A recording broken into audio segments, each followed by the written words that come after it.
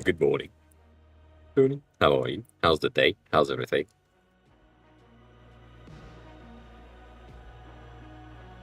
I still have a fat ass headache though, so I don't know how long today's gonna be. That is the truth. I do not know. Sometimes it helps the stream. Sometimes it doesn't. The lights don't help. The heat doesn't help. So you know, dang. Yeah. Welcome on. Welcome. How's the day? Same question. Same question.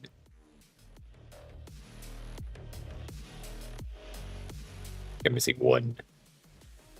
One right about. That's not gonna work, will it? Hmm. Hmm. Hmm.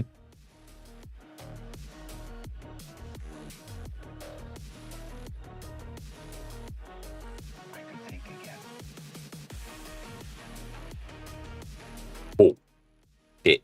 Sorry. Wrong button. Wrong button. Ah, I think always good. Unless mic is broken. But I think always good. Uh, things are okay. That's the situation. Situation is okay. I've known better days as always, but yeah, I just it's just hard. It's just hard. I did some good things today. I'm gonna go over that quickly, and then we'll go over last week because last week has been crazy. Um, the here, that we now have 5 new videos, very short videos, like less than 4 minutes, all of them, which is really good, about Can specifically. And I don't know if these titles are good enough for YouTube reach. I'll see I mean, when they are popping off. Um, then when they are going live, like they are not popping off, but like, go live probably. This one is next week or next week, tomorrow. That's next week for me. This one is tomorrow, and then the others are going to be interlaced with the ones about AI dev. We'll see how that goes. The fun thing about it for me is the fucking hairstyle that looks like shit, and then it still looks like shit, but it's different. So it's interesting, but at least I have this kind of workflow on Mondays that is potentially working. Having the ability to record 4 to 5 videos every Monday will give me Gothic. Oh, what one? How are you? Will give me like a bit of a good enough backlog to be able to interlace things.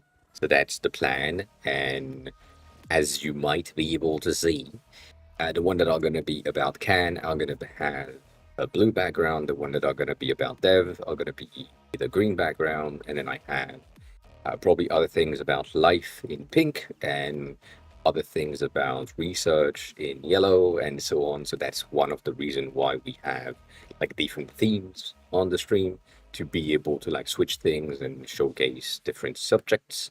That it's easier and easy for anyone to kind of switch things. However, one of the things that I would love to do, and it's kind of more complex to achieve, I would say, is if we are talking about helping people on stream, we switch to the purple theme. If we're talking about something that is more resource related, we switch to the cyber theme.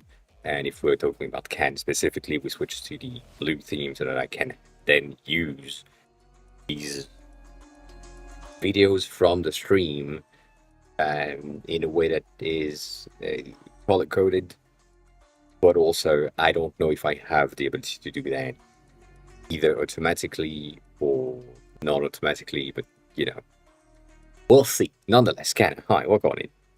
How is the day going? Uh, and Gothic, have a good luck.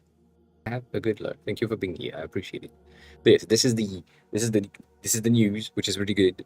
Um, we'll we'll see if the flow is working for long enough. That meaning that because right now I'm releasing these 3 minutes, 4 minutes video once a week and nothing else. I currently have 10 weeks of content planned, which to me seems like nothing. On the other end, I'm also getting like uh yeah, sadly really active. I hate it, but I don't have a choice. And just making sure that, um,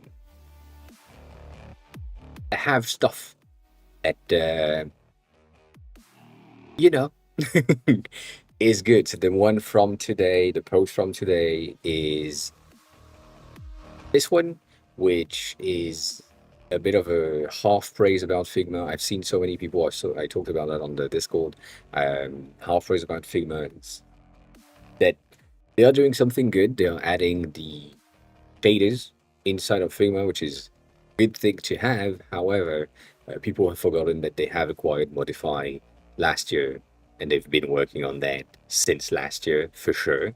So it's not like as I said right there, it's not like an overnight thing. So, eh, you know, good to have the other stuff that I do have in my post and other shit is the one from 2 days ago, which is like the direction of Apple going into AR, which seems to be pretty okay. If you follow me on LinkedIn, go do the things to press the buttons. Appreciate it. I don't use LinkedIn, and yeah, so it's that's the good stuff so far. So far, that is the good stuff. The other stuff, which is not so good but really fun for me, is um here, I think that's wrong. Let me just do that to be safe. On Thursday, Wednesday, you know what? Let's say Thursday, right? On Thursday, I made a post and it blew up in a way that I wasn't really planned. As in, this bitch got 255,000 views in a day and a half, basically. And the reason for that is that some people have quoted it, um, and a lot of them are just hating.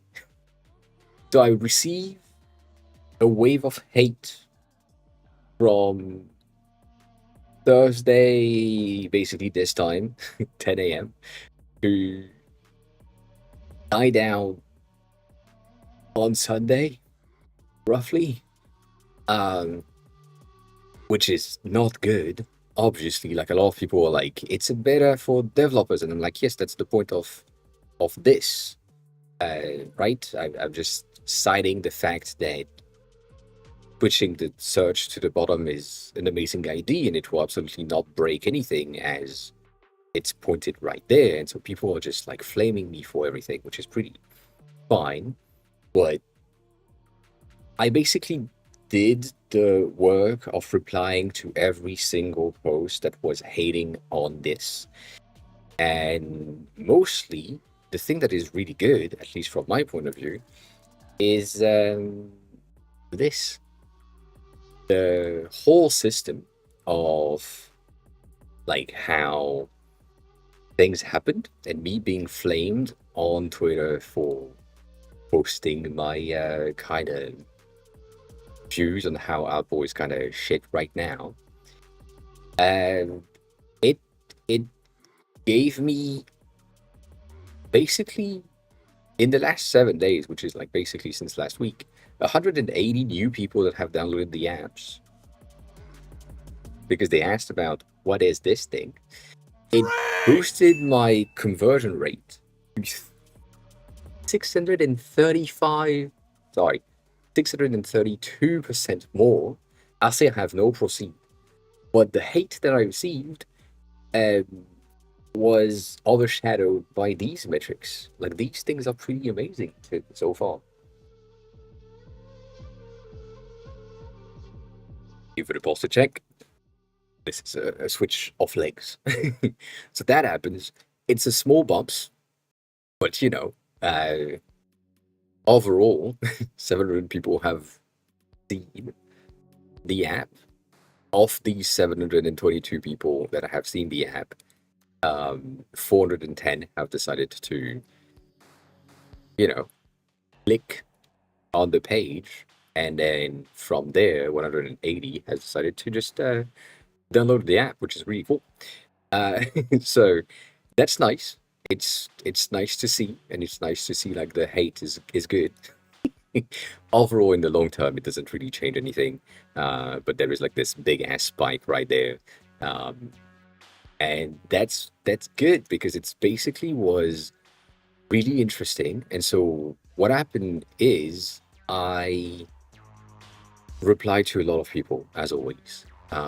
In the beginning, on threads, most people were hating, whether everything was fine. And then someone decided to quote my post and hate me, like hit like this. And I'm like, yes, that's the point of my post. And so a lot of people have been just hidden because I don't know, for no reason. Uh, but then I just made a reply post just in case, it's been pointed out that people don't understand what I said, and therefore I just wanted to make sure that there is no confusion. Just made this. I did the same thing on Thread as well, and same thing. Chris just said, uh, French, which happens to be true, which is sad, but it happens to be true. And then another person, which is really fun for me, is this guy right there. So they they said, like, you do realize this is why it's called developer beta, so that developers, which is me, can update their apps to make the necessary changes, like moving the search bar where you want it to be. And then they say, I know you are only young, but like the process has been in place for decades. And I was like, yes, I know I've been using macOS since '96. And then they said I worked at Apple in the early '90s. To which I just said, well, congrats. Like that means that I've been using your stuff since '96, right? So that makes sense. But then, as the nosy ass that I am, I went to their page and I just scrolled back to the beginning of their Twitter profile, in which, if you look at some of their posts, most of them are crypto related, but also they have been uh, trying to get a hold of Apple support about stuff. And I know for a fact that if you have worked at Apple, you have priority. Like my dad's friend that used to work at Apple had priority into support because he just knew the people that worked there and the new people as well. So I have doubts in that statement, but I will trust it. If he said that that's the case, that's the case. I don't really care. The other thing that is kind of fun, I don't know if that's a picture of face, but that doesn't look like someone that is way older than me. So I have doubts again. Anyways, the thing that is good, also from my point of view, is that like the people that are just replying to his initial post are just like, yeah, that's exactly what his point was, and yeah, that happens. So I do love all of the hate and all of the thing that have been sent my way have basically tripled my acquisition in 2 days. But thank you. Yeah, one of them though, one of the people that have quoted my post have been, or on paper again, I don't know if that's true, um, have been people that have said that they are on their bio ex-Apple users. Um, but I don't know. I'm trying to see if I can find the thing where it is. Um, yeah, right there. So the the thing that happened, which this one was kind of, I understand their point afterward. Um, but like that was my point, which they just rephrased what I said, which is fine. And that person specifically said that they are Apple engineer and that are currently running in ordinary industries. The thing that I'm kind of seeing, and that's my point on both of these, like the one that I showcased earlier and this one, I understand why they are not working there anymore. Like there is a mentality that needs to be there, and that's not what they have. Anyways, because on Threads, someone was really not understanding my point. I just used ChatGPT to just say, can you do like a sentiment analysis on this one? Because people can't seem to find the sentiment that I have. They just made like a bit of sentiment analysis and saying this is like sarcasm and it's bad sarcasm, but it's sarcasm, which made sense to me, but whatever. And then they had like a whole debacle about the whole thing. And what is fun for me is, again, the people that are replying, like most of them are saying a lot of things, but also, um, like most people are saying the same thing of, yeah, that's basically what they are saying. Like it's just, it makes sense. Like they are a dev, they saw that something changed on their app and they are just pointing it out. But apparently, that's complicated. Grizz, hi, welcome in. So I don't know. So that was kind of fun for me during the weekend. But also, as I just said, it's just I mean it's just good metrics overall. Like the whole system is pretty good. Like it's a nice jump right there. So we appreciate it. It happens. It's fine. You know. Um, Impression on the post is 250,000 right now on Twitter alone.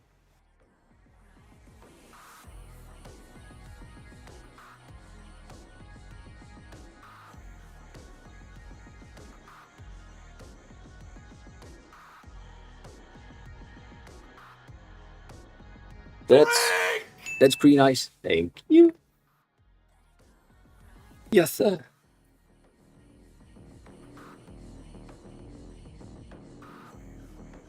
Overall, pretty nice. But it was really sad to me to see that. Uh, I don't punch things. That in the beginning of using threads, getting some replies and things on threads were really like positive, and then now, uh, it's I received most hate in the beginning there, but yeah, like a lot of people, a lot of devs who obviously understood my point were like, "That's weird. It's not supposed to do this because you have this flag in your code, so it should work." And then some of them have just helped, which is good. Still not fixed, but some of them have helped, which I appreciate.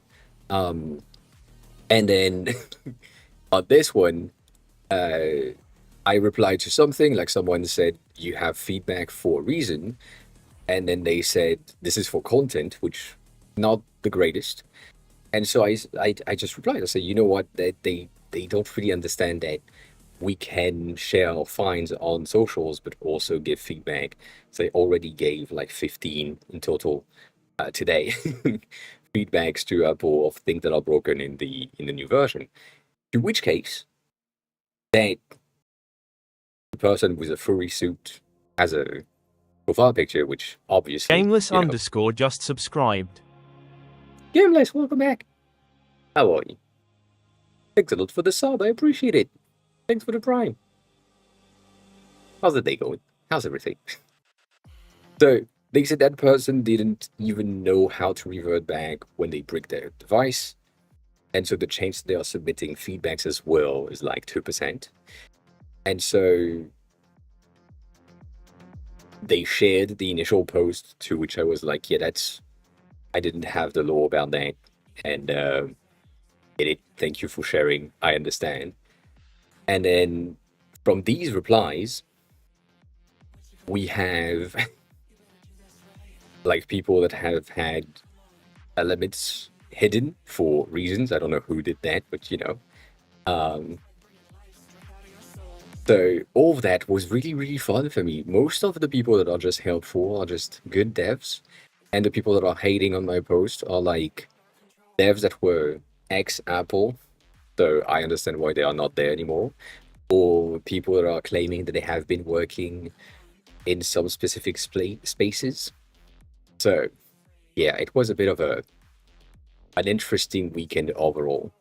Um, but yeah, and then that person was kind of like blame the dev, not Apple. I was like, yeah, that's I am the dev. That was the point of my post.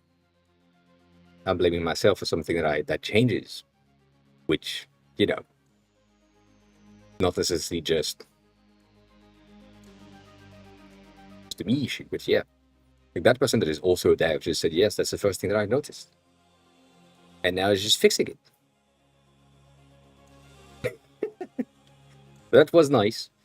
It was a nice weekend overall, and that's some TDs, which we kind of need to talk about because these are AI generated, and I think these are going to be big in terms of TDs, but also in terms of influences. So yeah, we'll see, we'll see, we'll see. Nonetheless, Play has been adding the newest material-ish things, not entirely, but kind of. I tried it again right there. I don't like it.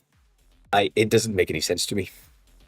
But yeah, AI generated TDs in the realistic way is pretty impressive, to be honest.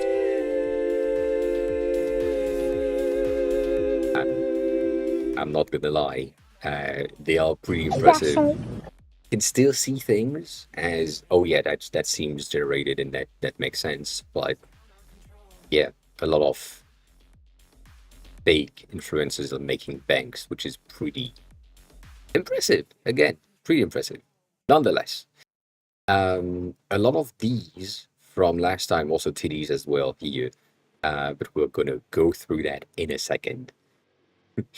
We stopped a while back because I wasn't here on Friday because I was kind of dying. I'm still kind of dying, which is fine. Um, we stopped where? We stopped a long time ago now. Oh yeah, well, a very, very long time ago, I guess. Holy shit.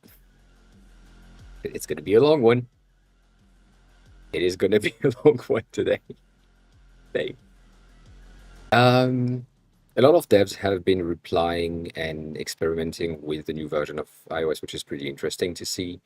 And a lot of good feedback have been made as well. So I'm expecting a lot of things. The iOS 26 beta 1.2 already happened because some devices like mine, like the 15 Pro, were basically bricked where they couldn't really charge anymore. I don't know why, but some 15s couldn't charge at all, and yeah, that was kind of bad.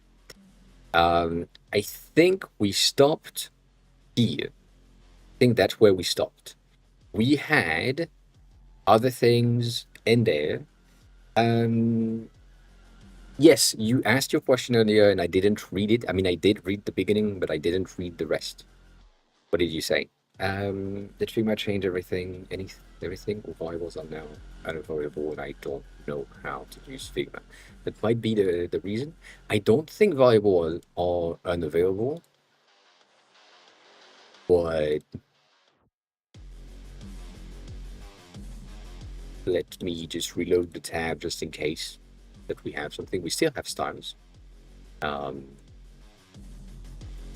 Like it really depends on what you want to do. Like I still see styles here.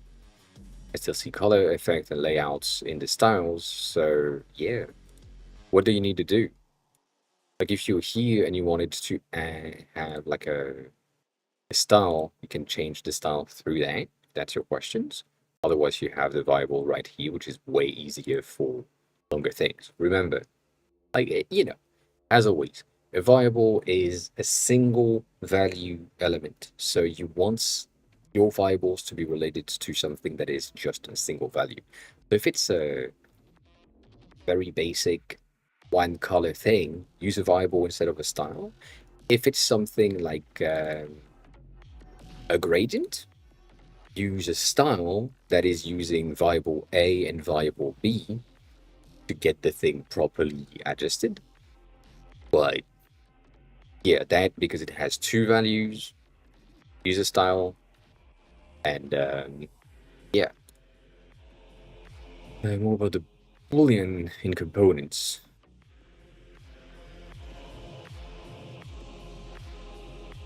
Can't show you this yet. That's for like next month or later. I don't know yet. Um, so basically, when you have Boolean operation of true false of icon left is visible type of things, that's what you're talking about. Do you have this type of options? Thick.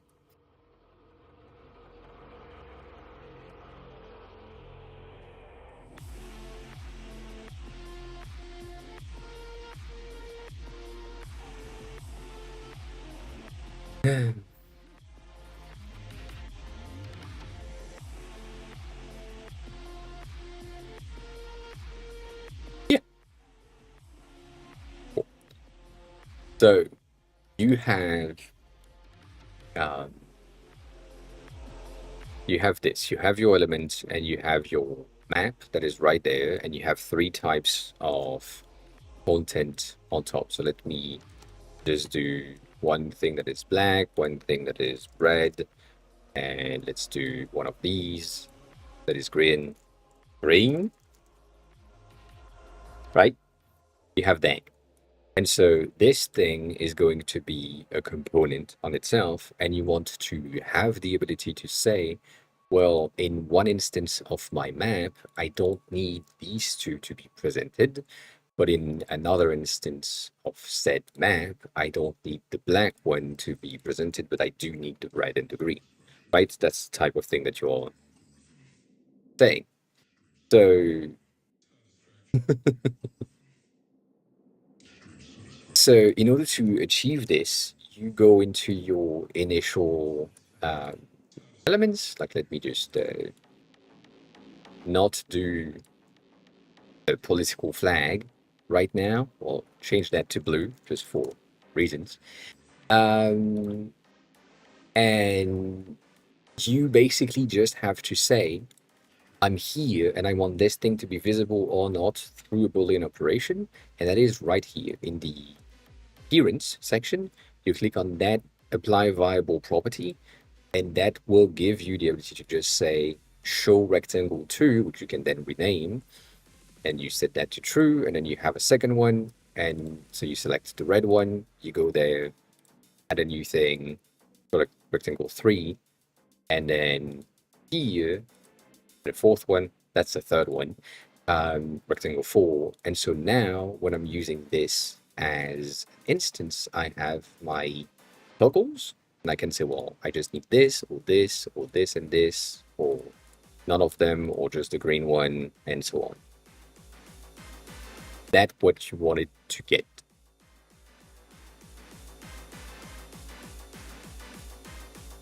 That's the case, then we're done. I think the issue that you have is that you remember that you had the ability to not do this, but you just had the ability to say, well, I need a version with this, and then I need a version that is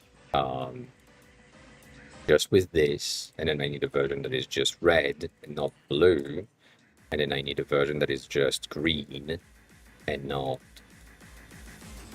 right? And then you have all of your variants, but then you need the, duplicates of this one needs no red, and then you also need like a fourth or 15th version that is red and green with no blue.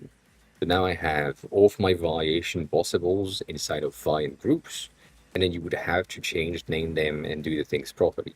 So with the initial variants that I just did with the property, you have the accessibility of all of that in one go, and you don't need all of these things. So that's the initial thing, I would say, is the simplest way of doing it. And you basically get your properties in on and off really quickly.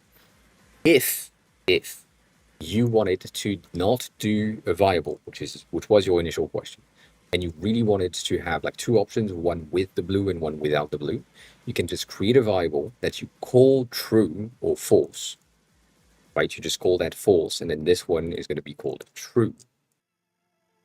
And that, if my false version has no blue, right now in my property one, I'm getting the ability to toggle on and off the visibility of something, but that's the only option. So I can go with, technically speaking, toggling on and off some of these properties manually by creating duplicates, which is what I did at the beginning. But if you don't want to do that because it's just like displaying something on the Canva once, nothing else, then this is way easier to just have variables and properties right there. The thing that you will want to do is go inside of your property itself and just rename it properly instead of just say show rectangle 2. As the name, by default, it will take the name of the layers that you are selecting. So that's really helpful. But yeah.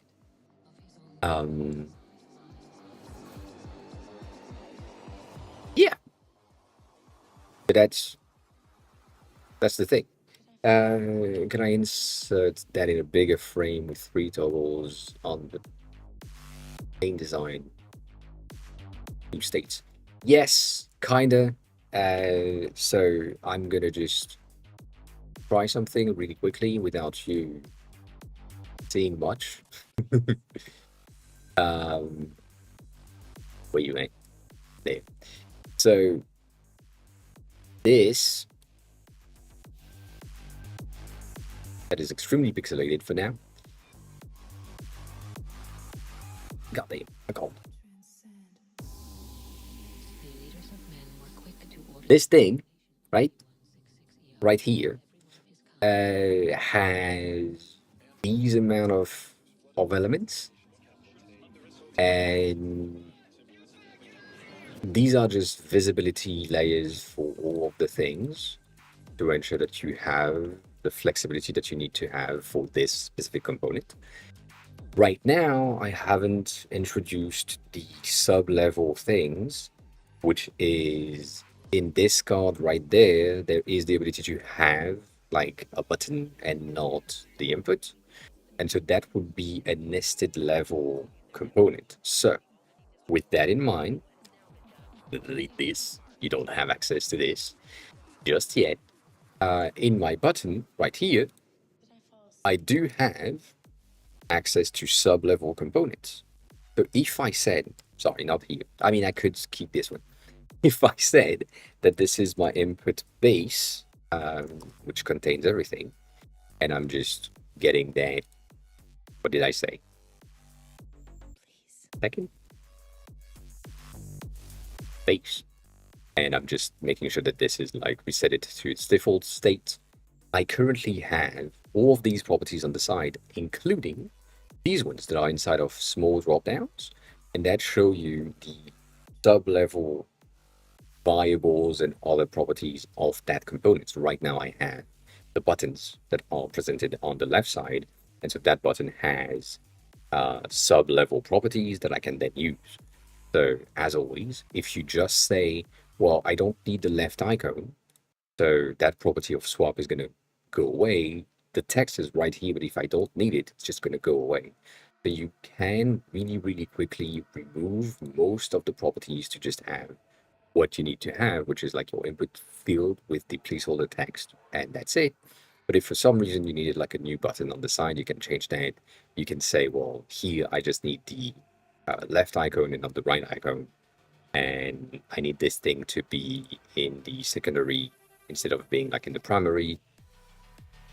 That's it. So you can do that. It's really simple. It's really easy. It's really fast. And yes, that is a lot of properties. We agree with that, but it's also a lot of flexibility that ensure that at the end of the day, you end up with just one component or a small amount of components instead of 50,000. Like all of these, for example, are way too much. Like to me, that is way too much. One of them should go away, and I should have two styles and four modes for each things to ensure that the spacing is good and that it's just mode based rather than having them like instances, variations, and all that. No sense at all. Um, but yeah, like as I said before, because we have four modes for the style and we have five modes for the sizes, we can't do the mode-based variations, even though we should. Um, that would be more, nope, that would be closer to what the devs would do with programmatic properties. But so to answer your question, yes, you can insert that into a bigger frame with another component and have the toggles and the next toggles and so on. So my button here is nested layers or nested properties of secondary layers of components right there. And that's about it.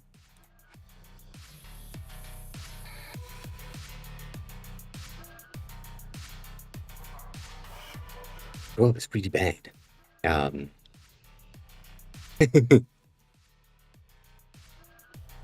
but please explain.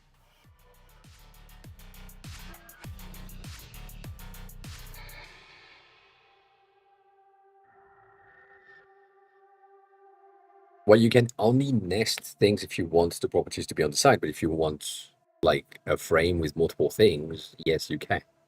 Like this is a component, this is a component with properties, this is a component with properties, same thing here. So yes, you can.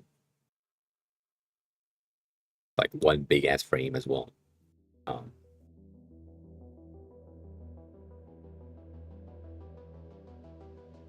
oh, you meant in the prototype. You can do that. You can do that. I think it's a waste of time, but you can do that. In the yes,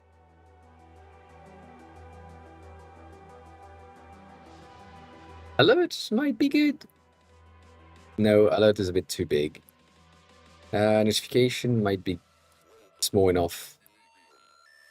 Like you have the ability to showcase things in there, and so in the prototype section, you could say you want a new interaction that says that if you click on it, it has an action that is bound to a variable. And so you could say that if you click on something, the target variable is going to be something else, like maybe you change the um, background color or one of the variables that is on the element itself. I don't have them right there.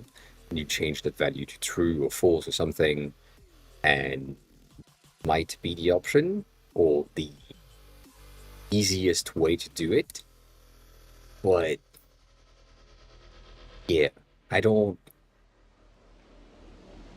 like, to me, I don't feel like this is a good idea overall. Um, just because it doesn't make that much sense. But it is feasible. Um, like you have to use Viable for prototyping, yes. You can't, I mean, No, you can do it anyways, but it will be a bit more. That's bad. These are called dark when it's dark and light when it's dark. Makes no sense. So if I had this, for example, and this is like not a section, it's a frame, and in my frame A, I have this element, and I just wanted to say that this thing would be in the center. Cookie, welcome on. I would have to showcase that this, I have a toggle in my prototype to toggle on or off the fact that this thing could be dismissible. So right here, for example, I can say that, like, is it closable? No. Or, but then for the sake of the exercise right there, I can just say, if I add a toggle here, I think I could type, would be much better. You can have, like in your prototype, your element, sorry, right there, and say that this is going to be my medium size.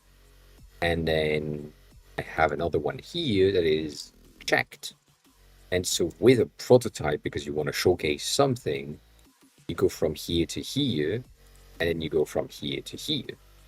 So that means that if I start this specific prototype view, technically speaking, when I click on this thing, it's just gonna trigger on or off that element. I don't know why it's moving so far away from where it's supposed to be, but you know, it's there. So that's one way to do it.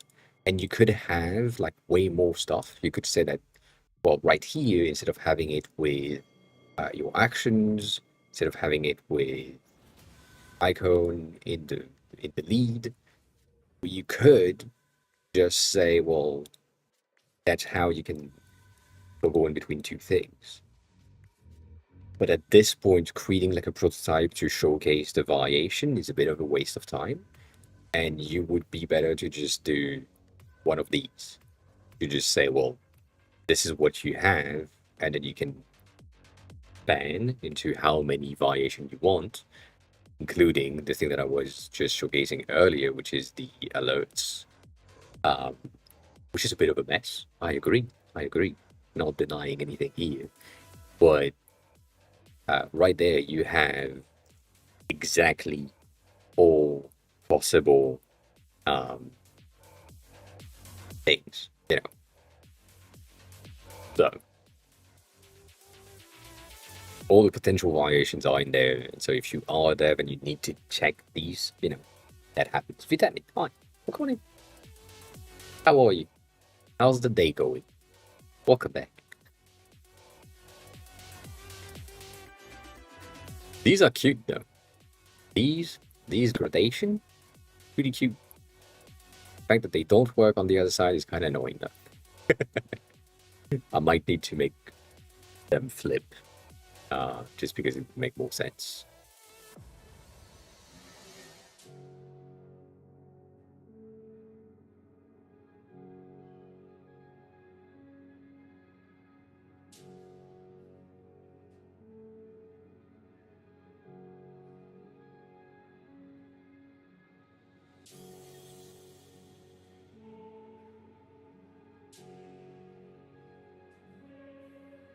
Waiting for the context, Larkin.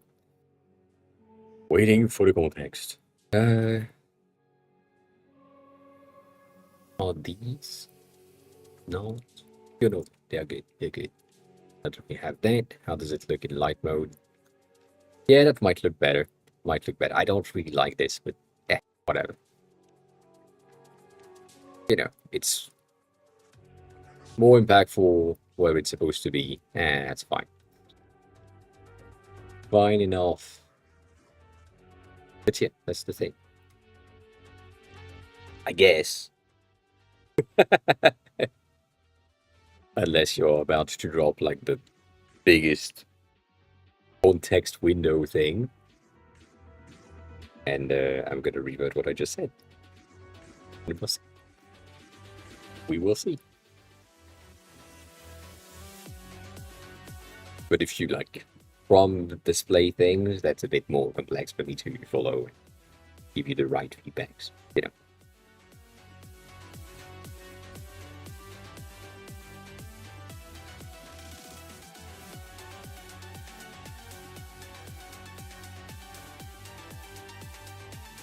How are you? Good. I mean, how was your weekend? How is everything? Oh, goddamn. Dying. I mean, regular occurrence, but you know, always. Still good to point it out.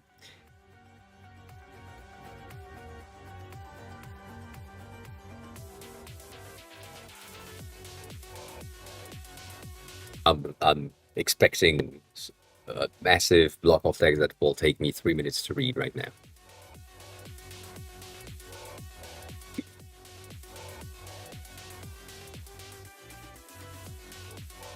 Good job. Good job. Congrats on figuring out. That's good. That's good. Um,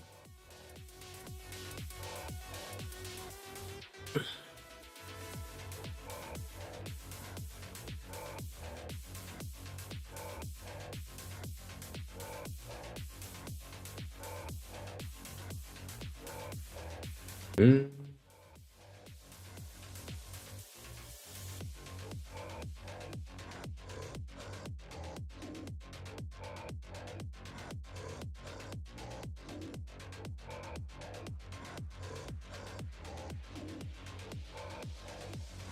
well, with what you just said, if it's a real map, Google Map is going to be way easier, right? Um, because you can have your personal maps. You can create like private maps, as far as I remember. And there you can go in your saved or in your specific maps and get and just say, well, right now I want to showcase these ones. And then you have your links for everything that you've been to.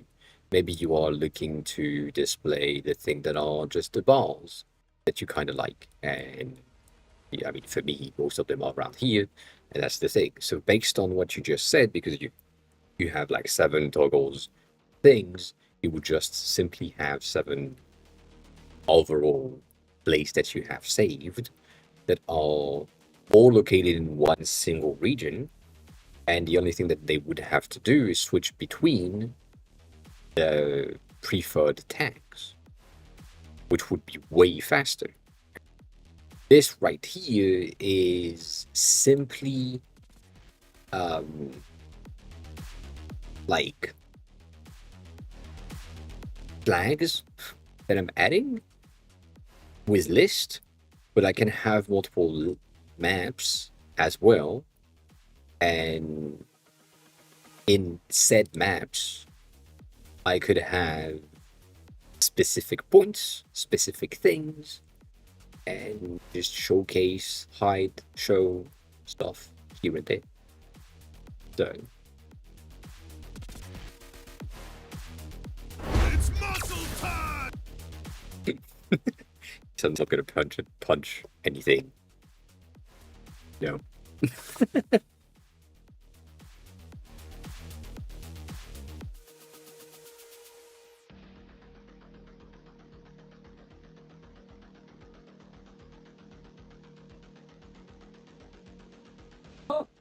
Oh, babe.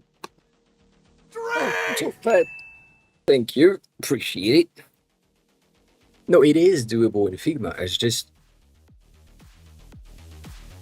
websites that give you the ability to do custom maps exist. And websites that give you the ability to create overlays on custom maps exist.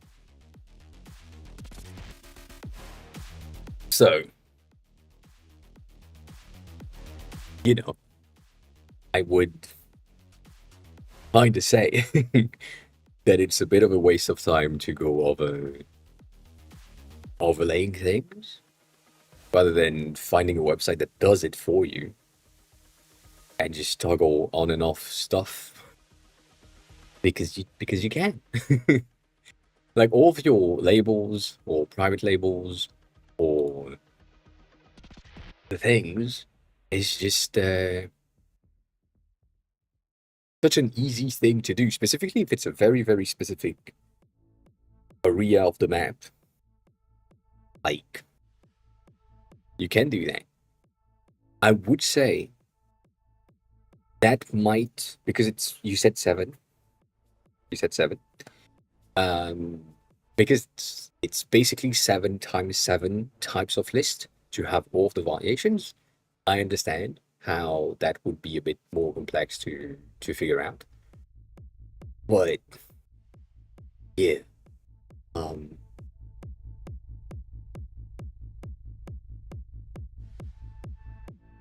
I mean, to me, it's the same thing as this. Do I want to see traffic or do I not want to see traffic? Want to see transit or trains or things? Am I like close enough to the road to be able to say, well, here I have the ability to see traffic.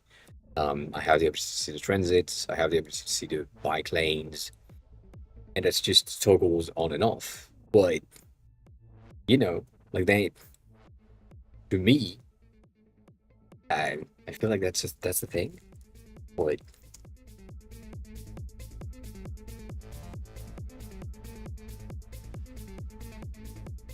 I doubt that would work.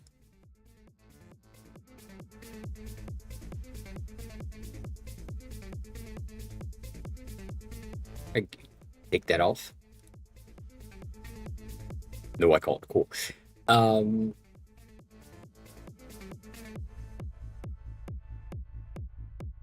that styles not necessarily what we need. Um, places and toggles, I guess. Yes, I guess. You know, my box is going to be pretty useful. And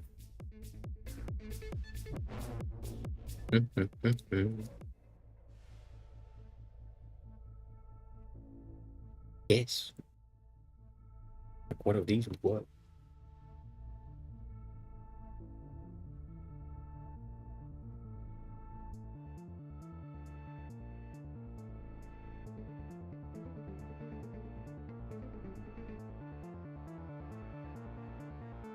I mean, I understand what you're talking about. The thing is, doing that in Figma is going to be more complex than you think it is, simply because you can't really navigate the map.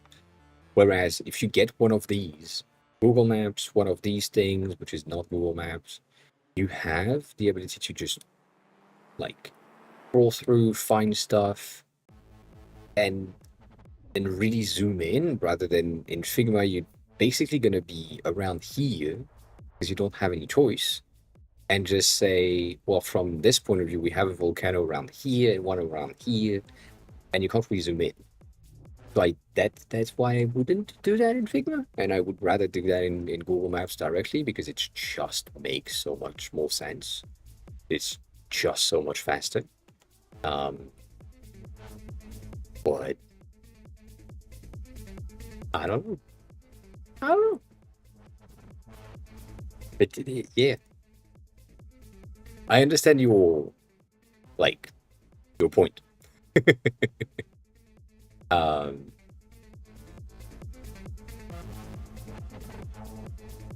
but I feel like there are tools to do exactly that. And if it's like world map, easier to use Google Map with a private map. And overlapping everything is the bit of the confusing things. But yeah.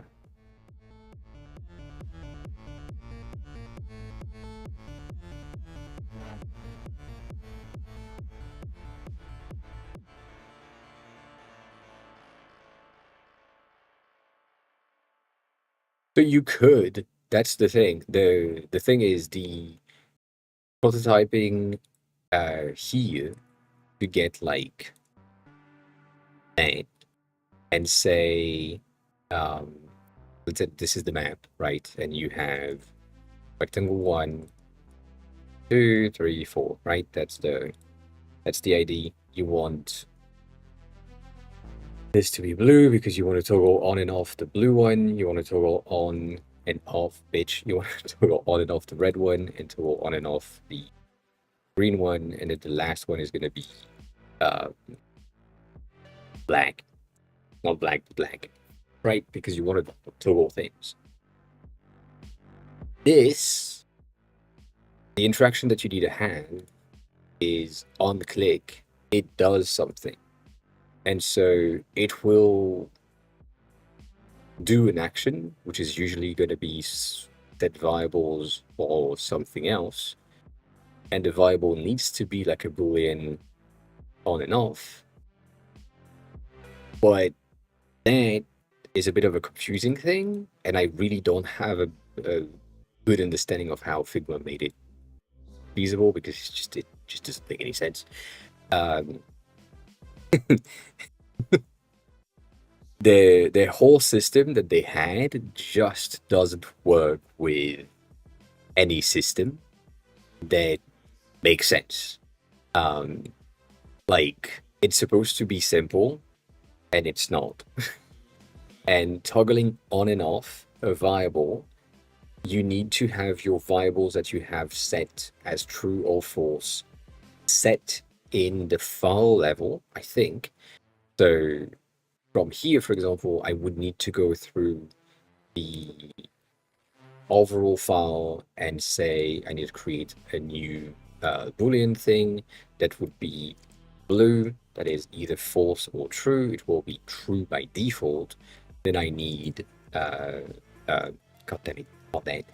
I need a second one right here that is going to be another Boolean view that's going to be red, and then another one that is going to be green. Get the ID. Right, so far so good. But yeah, only global variables, I think, to then be able to add these through here. And so instead of having this variable linked right there, you should switch that to like another variable. This one is currently show rectangle 2, which I don't know which one it is. I think this is the blue one. And then this one is rectangle 3, which I think is the red one. And then this one is probably going to be the green one by, guessing. So once I have this, I could probably say something of set variable. And so my target is blue to just kind of want it to be toggled, but it's weird.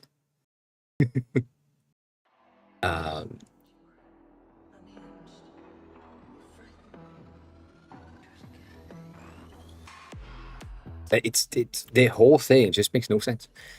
And makes no sense. So that variable true to true makes no sense. And so it's not an on click that you need to have. It's probably going to be a conditional. So if clicked, so if blue is equal to true, that's your value, then blue is set to true. Otherwise, it's not. Like it makes no sense. You set blue to false, right? So if it's currently set to true, you then set it to false, and then otherwise you set it to true. So otherwise the target's going to be blue and it's going to be set to true, right? So now technically if I launch this, which is really bad, Yeah, I mean, no, I don't. I sound like a designer that is trying to use something that is meant for devs. So you have this as an option. But the whole system, the whole thing that they have put in place, where you need to have your global variables set into global variables that make sense. But then in order to get your potentials, you need to go through the toggles interaction logics to get the system working with the conditional. When if you think like a dev, it's just a Boolean operator of on click switch value like that. Like it's just on click toggle and then you're done. And it's not like this gymnastic of trying to figure it out and all that. So yeah. And then for here, after you need to do that for all of the toggles. So if you have 7, you need to create your 7 variables there, and then you need to create your 7 variables in the view that you have, and need to do these variation on everything. Remember that you can click something, do Command C, then go here, select all of them, do Command V, that will add the logic in one go. Then from there, you can, take one and say, well, instead of having this being like blue or something else, you just change this to it's supposed to be red. So this one is supposed to be red as well, and this one is supposed to be red as well. You know, and then once you have that and you have everything that is set properly with the right names and so on, you just go through everything again and change their values again. And then technically the black one is just not necessary, but um, that that might be an and situation where this thing needs to be duplicated, but you can't really do that. So yeah, but right now, right, I can define just the blue one, just the red one, all that. This one is just weird right now. Um, and yeah, now you can just basically change that with a blue toggle for whatever you want. Um,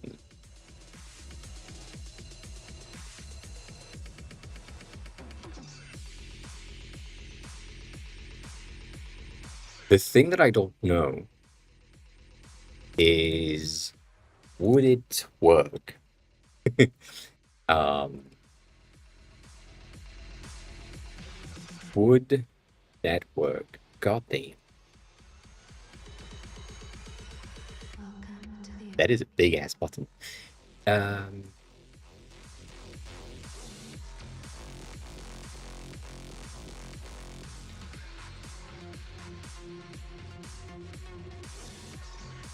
think I go in toggles and we get our switch right there. Want to check? Can I add that interaction on top of it? Maybe.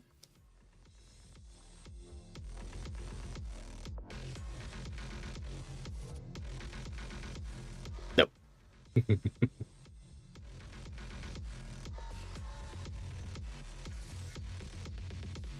So with that, you need a secondary layer again that states that you have a new variable, which is the variable that you have here, the initial variables, which is my mouse hover situation right here.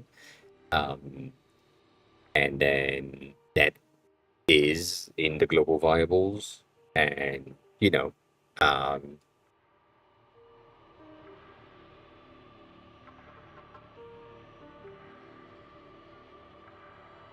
that's the thing. Again, at the end of the day, doing that inside of Figma seems like a waste of time, as you can just see how almost useless it is. Um, and yeah, the thing that you can do um, is making some sort of a fake switch. Um, so if, right, um, let's say I'm here and I want to have this specific element to be inside of a, I don't know. I'm gonna duplicate it. All right. I'm gonna make two of them on top of each other. And then the bottom section is gonna be at 24% opacity. What that means is right now, when I click on this, nothing really changed. But what I can do is take my top level, go into its visibility thing as soon as this is like inside of the component, the main component, and just say, if I'm clicking on it, I'm adding an if variable is set to false, opacity goes at 0. Meaning that when I'm clicking on this, this is going to be going at 0%, and so being deemed out. And then if I click again on it, because this one is like transparent at 24%, it's turning back on the value of the variables to true, and then I'm getting back the colors. So that's an option, but that seems like a waste of time. That seems like a waste of time again. Jeroen van You're right. Wissen just resubscribed for 14 months. Oops. That is indeed an oops. Welcome back. Thanks a lot for the resubs. Everyone is resubbing today. I appreciate that. I appreciate it. Thank you. But yeah, you can do that, but it's like, it's just not worth it, to be honest. Like, do something. Figure out something else that just makes more sense than these toggles. Because yeah, it's gonna be an if. Basically gonna be a toggle of a secondary if. So you have your ifs already, like your first one, and so you just need this. Like you set a second variable, which is the variable of the toggle. Do something else. God damn, is it a waste of time? That's just, at this point, the time that it took me to do this, I probably would have had something out in Claude already. Like, probably would. Probably would.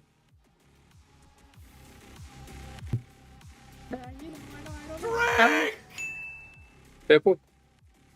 Chris, hi, welcome back. I'm gonna need to pee really soon, which I'm probably gonna do that right after this. Because goddamn, this is the 4th since I started streaming right today.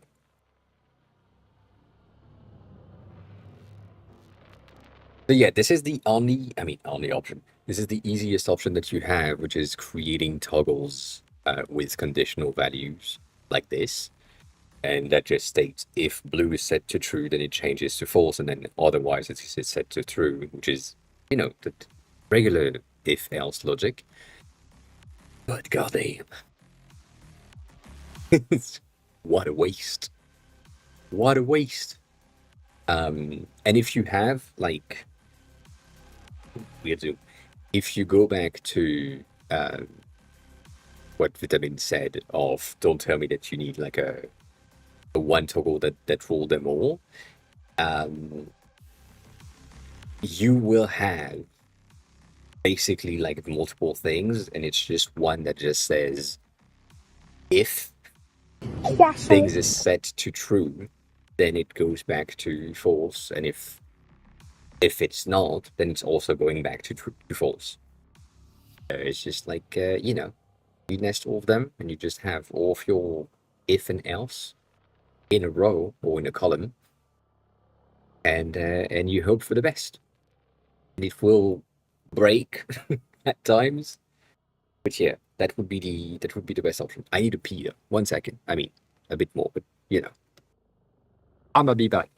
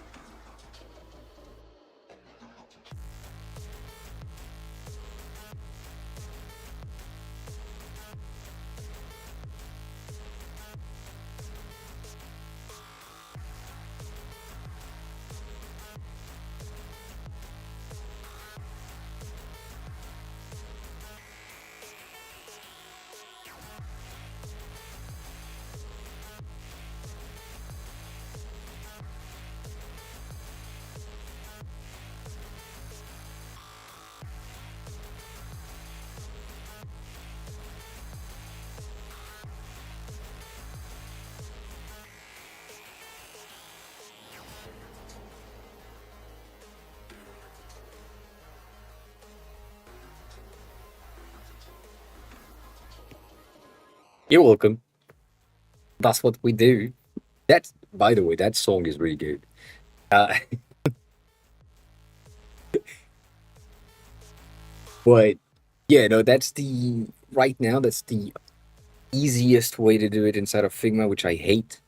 And since they have announced viable in prototyping, the ability to go into additional set viables, other things, I have not spent the time to learn how this works because it seems like a waste of time.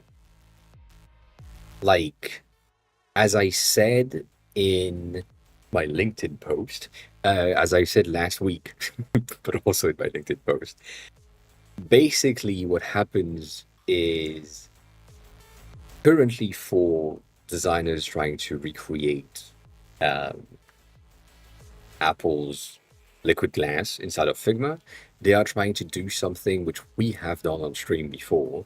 So because it's on stream, it doesn't really count. But all designers and their mom were trying to recreate liquid glass inside of Figma and trying to have the dispersion and the distortion in the background and the blur, but no blur, but a bit of blur, but not too much. And me, if I had a dev, and I am my own dev, so I don't count there, but if I had a dev, I would just say use glass effect dot regular. That took me 4 seconds to write, maybe six because it's dyslexia, but that's about it. And so having these values in prototyping to have like conditional and other variable based things for the day-to-day use, it makes absolutely no sense. It's way faster to just say, well, this is conditional, and you can toggle things on and off, and your dev is going to figure it out, and they're going to figure it out way faster and much better than what Figma can achieve. So it makes more sense for me to just say, well, this is conditional things. That's it. That's it. Otherwise, you end up with something like the shadow things, if you remember. I don't think I have it.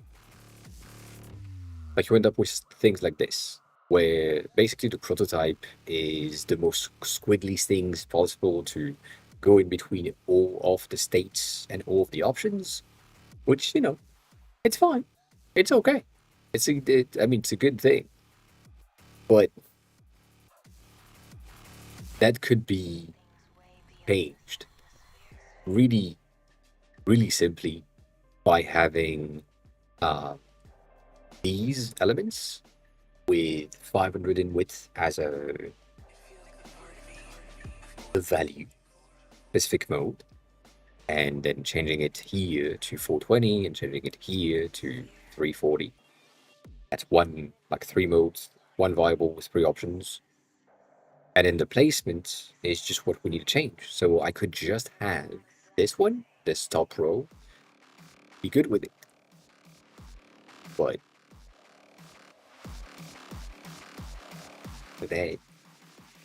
that's about it. So yeah, this is the other option. But if you have like 7 options to toggle from and to and with and change, you end up with the biggest spaghetti ever, which, not the greatest. Um, I can't believe I have that corner stuff here already. Your Apple is sharing since Monday. But yeah, like that's the thing. I don't think it's beneficial if you don't have a choice. That's cute. If you don't have a choice, you know, eh, why not? Thank you for the theme change. Appreciate that.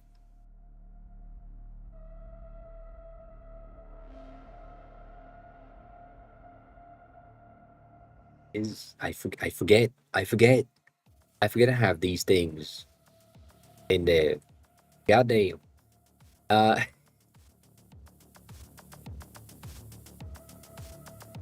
holy shit. We see things. You don't see things. But yeah, I don't. It's feasible in Figma. Always. It's always feasible in Figma. There is more or less complexity based on things, but overall, I think it's a waste of time to attempt to do that.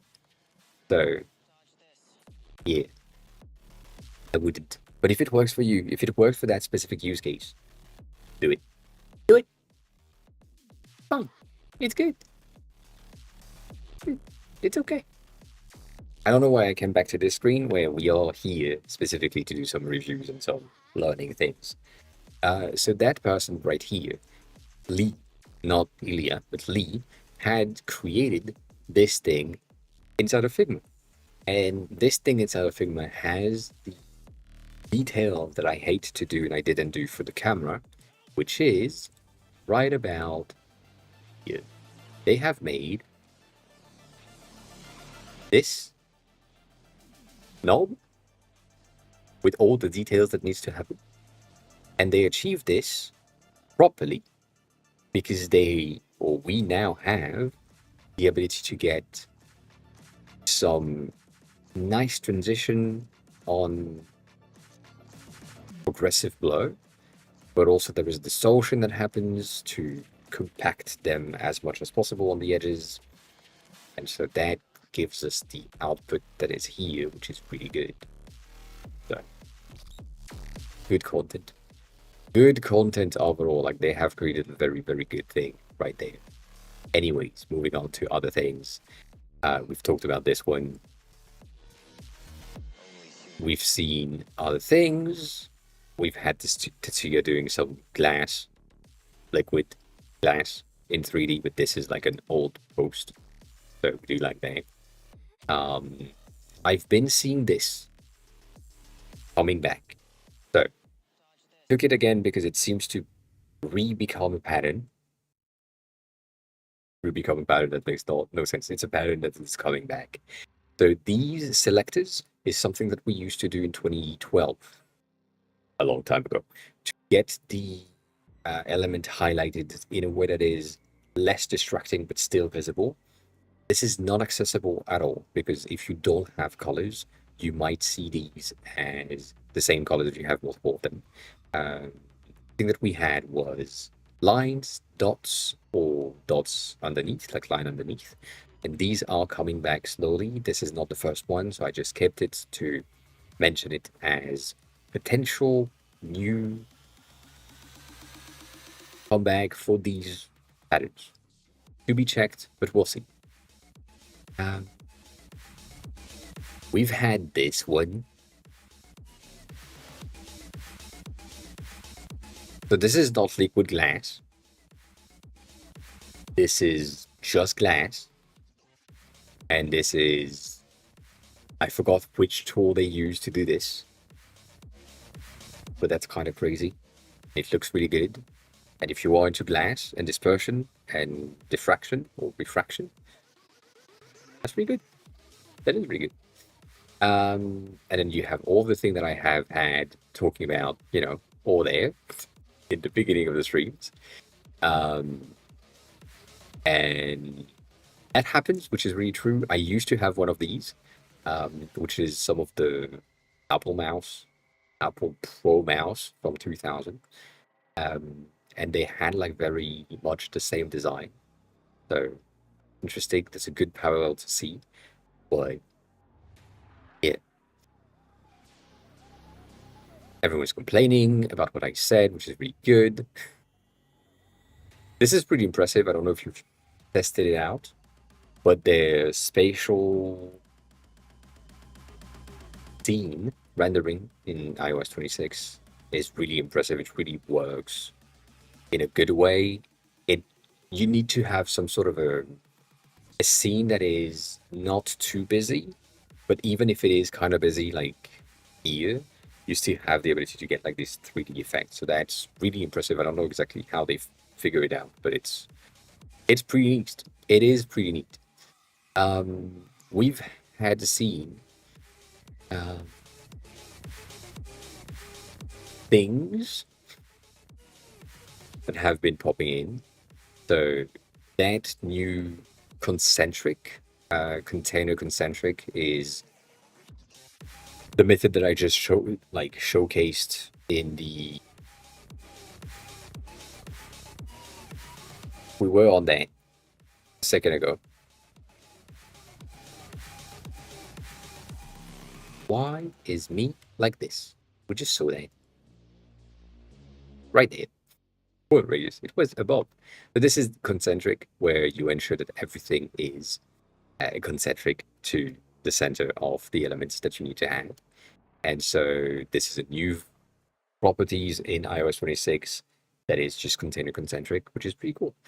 The thing that I have a bit of an issue with in terms of SwiftUI and the code that needs to go with it is right now, if I'm adding container or corner dot container concentric to an element, I'm getting a flag or an error, compilation error that is saying that this is only available to 26. And so, because 26 doesn't exist yet for most people, if I were to compile with this, I would need something that states, if available, then change this.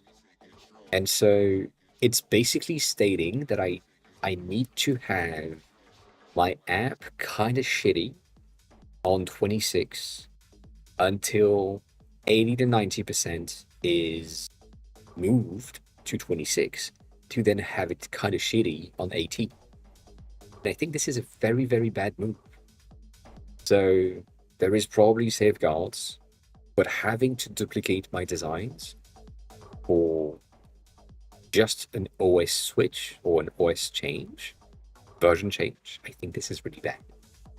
But nonetheless, concentric is really useful. That's all I'm saying. TG_Khalil just resubscribed for 40 months. AA or AHI? There's a lot of mods. Welcome back. How are you? How is everything? Thanks a lot for the resub. Appreciate it. Appreciate it. We're doing some reviews. So this one is just like, this is a bit of pastel, kind of bright kind of thing, But yeah, I'm pretty good. A bit tired. I have a headache since yesterday. Technically since Friday, but there. I kept this one just because it has this loom around the character to make it more visible, and I think this is an interesting visual. That's about it. It's also pastel in colors, and so we do like this. This one was really nice. That's a PNG tuber. So the amount of customization for the PNG is pretty impressive. I think it's kind of nice, and there is new tools that make this way easier now, and specifically free tools. Um, but fun stuff. Fun stuff. This one was debatable. So you have like in Xcode views where you can have AI assistants, so ChatGPT do some stuff inside of your code.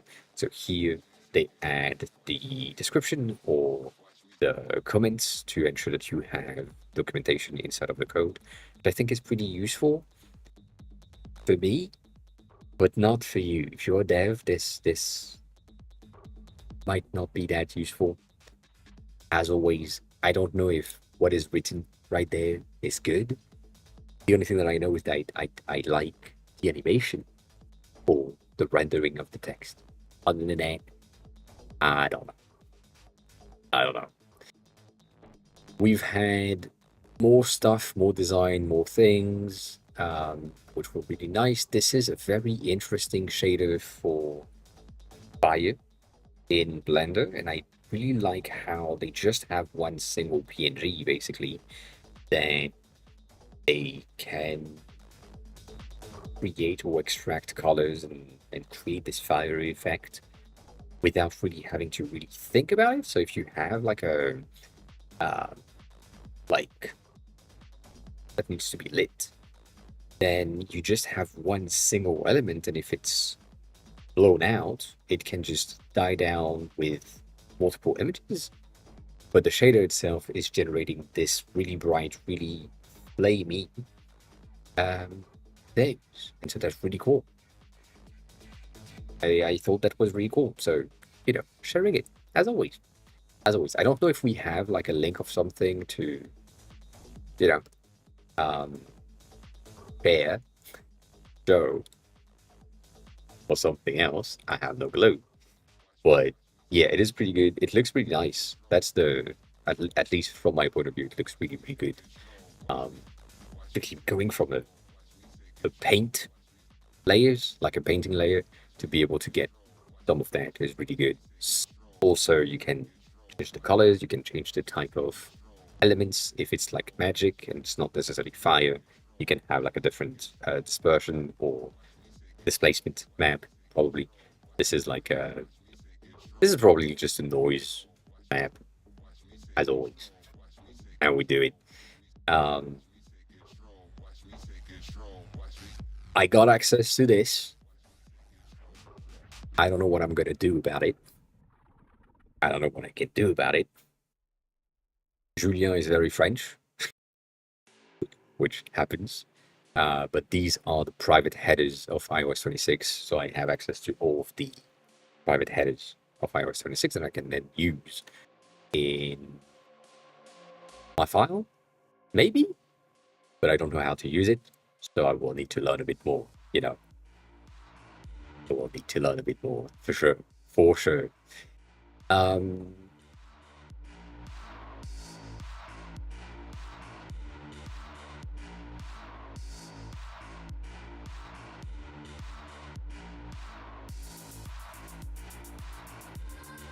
Yes.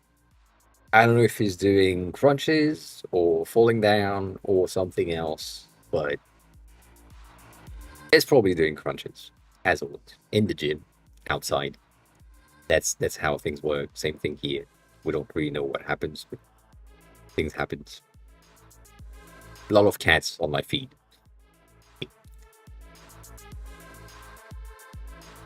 This thing is pretty interesting as well. So I've tried and used the icon composer to create can icon in there.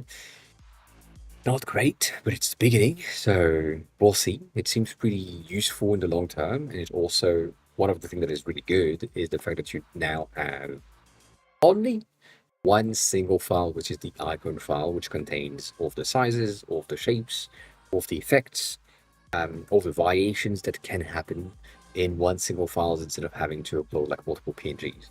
That's really good. And it also supports SVGs, it supports transparency, it supports a lot of things. So we'll see. Can't really recreate the exact same, um, how can I say that? Design. But, it's a start. It's a start. The thing that I don't like, though, again, I just, gonna launch it, it's gonna be faster. Um, in the current state of my app, you can change and switch the icons based on the theme that you're using. So if you're using the blue theme, you're gonna have this icon basically. If you're using the red theme, you're gonna have the red version of this icon. This is not like a procedural thing that I need to do. I need to duplicate this file specifically, change the colors of everything, and then only after I will be able to get the user switch between the app icons. And so that is a bit of a complicated thing for me to just move to this method of app icon. But yeah, that's a debatable limits. Though this potential transition thingy, whatever, interesting. It's not great, but it's interesting. So I've been trying to get or add the noise textures in the background. I had to use a PNG for that, which is kind of sad. But then the rest is an SVG, and then you can have like multiple things of saying, well, this element specifically has an opacity that needs to be, I don't know, 10% maybe.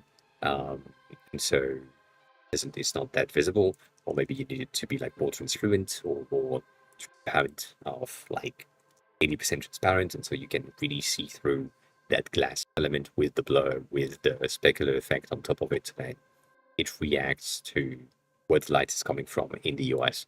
This is interesting. It's not good, to be honest, uh, but it's there. So it's going to get better with time for sure, but for now, it's a useful thing. Um, there is like a lot of little details that I kind of showcased last time as well, like these, well, liquid elements and that liquid opening of the menu that is way too good for what it is. So we do like this. That it. If you are old enough to remember this series, you're good. It was good. However,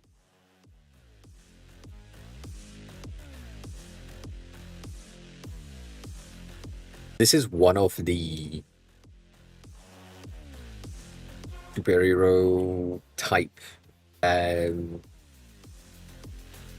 TV show that I remember that kind of made me realize something later on, not while I was watching it.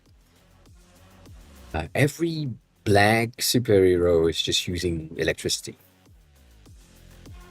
Like, there is no question. Like, we don't really have any other black superhero that exists right now that doesn't use electricity. Miles Morales in the new Spider-Man, guess what? Electric. Well, Electro in Spider-Man. Well, I mean, that's the name. Static, electric. And the more you think about it, the more you're like, no, there is one for sure. And then yeah, no, Storm, electric. So that's a bit of a fun thing to think about. I don't know why. I don't know what happened. I don't know what the DC or Marvel at the time had in mind for these, but that's a very white screen. Bitch, not that. That's loud. But yeah, uh, black characters, black superheroes, electric, all the times, on both sides. Like Black Adam, electric. Uh, I think one of the Green Lanterns that is black had more electricity than the white Green Lanterns um, at that point. The In the Justice League, there is other black characters that are also electric, but I forgot the names. In the X-Men's, same thing. I think the only one that might not be electric is the version of Darwin from X-Men 3. I forgot. But he does showcase that he has electric adaptability when he plunge into the eel bat again. So, but it's Darwin, so Darwin just adapts. Anyway, it's just a small reminder. Just a small reminder. Um, this was fun. That's it. Like if you have a school, just put that in your school. Like that's amazing for the kids. That's amazing for the adults. That's amazing for everyone. Just have some burger chairs. I might be hungrier at the end of the day, but yes, do that.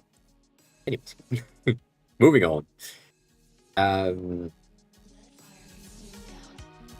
Denny has been adding more stuff in the Amy navigation, and it's really good. It's even smoother than usual. And I can't wait to see the other people try to replicate this. As I said in the reply of one of these, this one or the one above, I forgot. I tried to replicate this and I can't. Like, it is just not an option for me to achieve that level of fluidity at all. Like, I don't have the skills. And one of the reasons why I don't have the skills as well is because the thing that I'm trying to make it work with is maps, as maps is heavy on the processing for some reason. But yeah, these are really, really cool macro interactions here and there, so we do like that. Um, as always. As always. These were nice, but that's about it. Small pattern that we've been talking about for, I think, a month, where we have tabs underneath cards. I have the same patterns in my apps. I have the same patterns in other things. I had the same patterns in my website last year. Changed it. So it's a pattern. It's common. It's nice. We like it. I mean, I like it. But, more details, keep that in mind. Like, look at this smoothness. Look at this. Goddamn. It's so nice. I'm so sad that they removed the free option on Amy.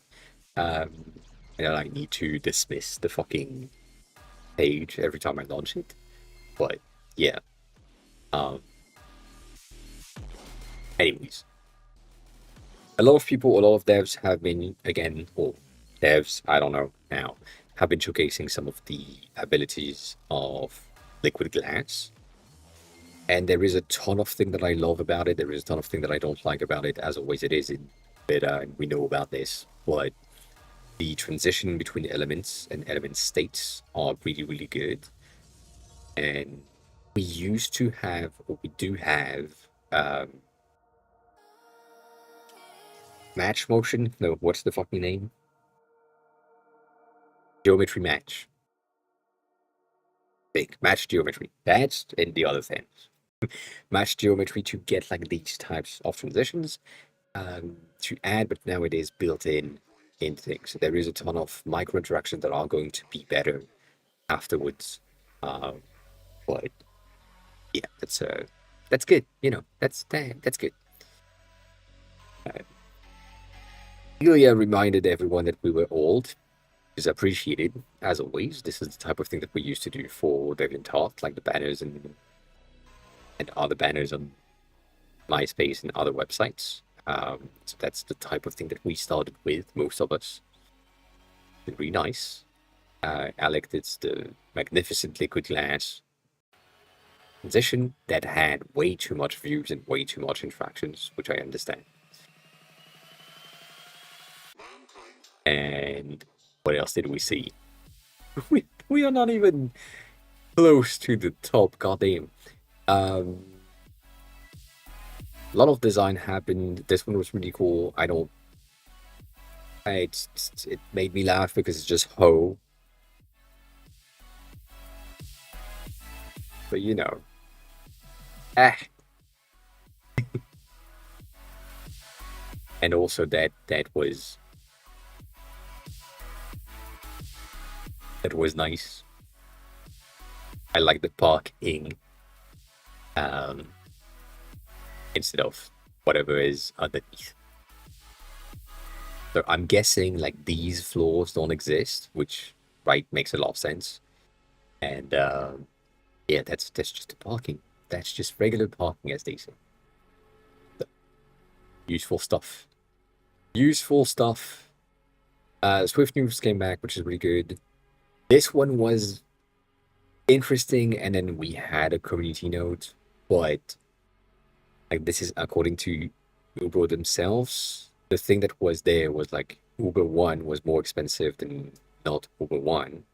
And what they said was like these two screenshots were in two different area of the US, and therefore they have different prices.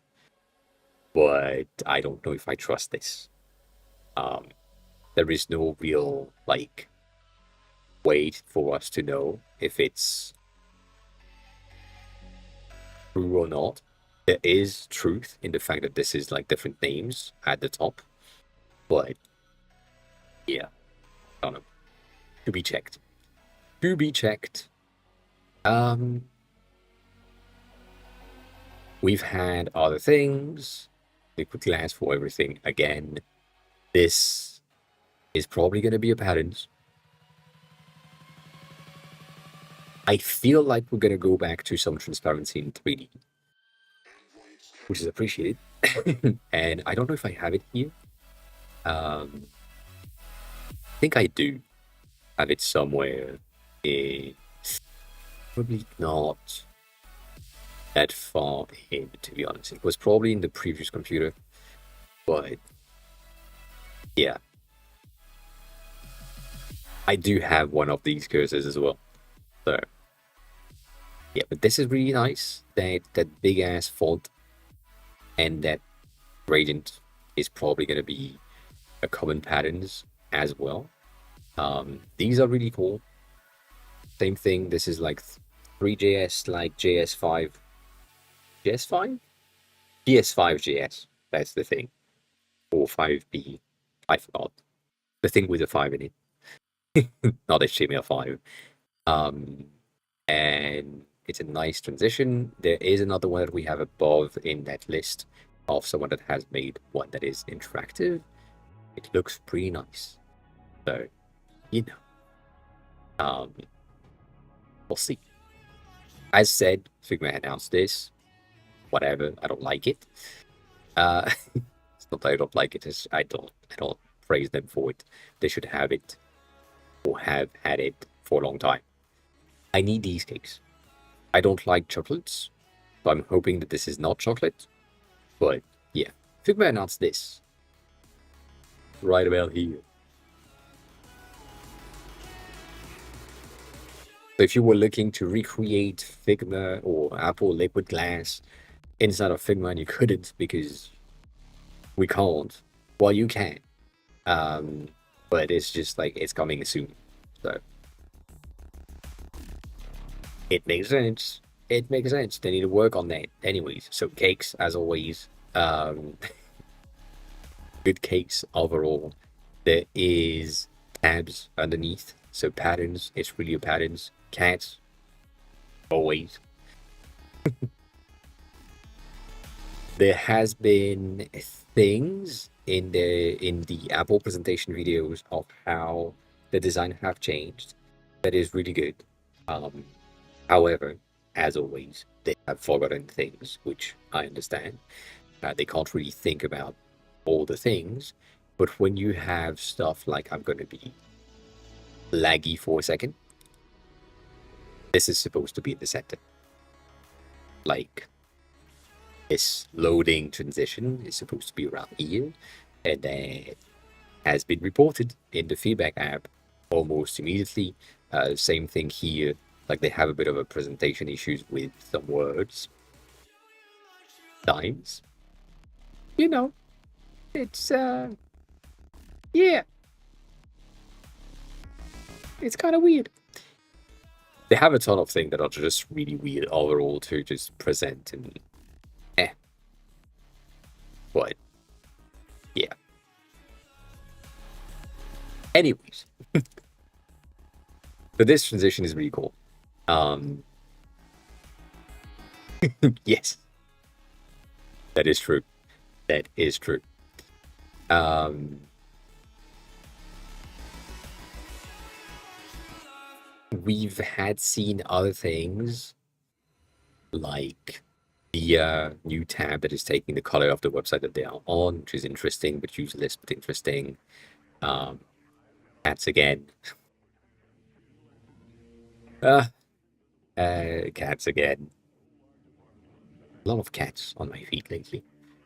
The comparison here was interesting from Rive themselves. Obviously, they are going to show different things, but what they say here is really true. Like, I like the fact that they say, can Rive replace After Effects? And they say, not quite. And that's the point. And I like this positioning of not being like any other software SaaS product that I've seen that just says, yes, we are going to replace whatever. It's just like, yeah, no, we know. We're good for some things, but not entirely the whole pipeline of After Effects. So what they are presenting here of the non-linear state-driven behavior compared to the linear After Effects is pretty interesting. But I liked this, like the not quite part, because I agree with it. I agree with it. I like this one a lot. I think compared to everything else in the landscape of Twitter, the fact that this person is saying that they have currently $56 in monthly recurring revenue is really true. And I should make one as well with like a minus 1,000. It's not true, but you know, that's really much where I am right now. So, yeah. Ads again. Dogs. I need to point it out. There is a dog in the feed. I know. I know. I know. Not on brand, but still, good dog. Good dog. Anyways,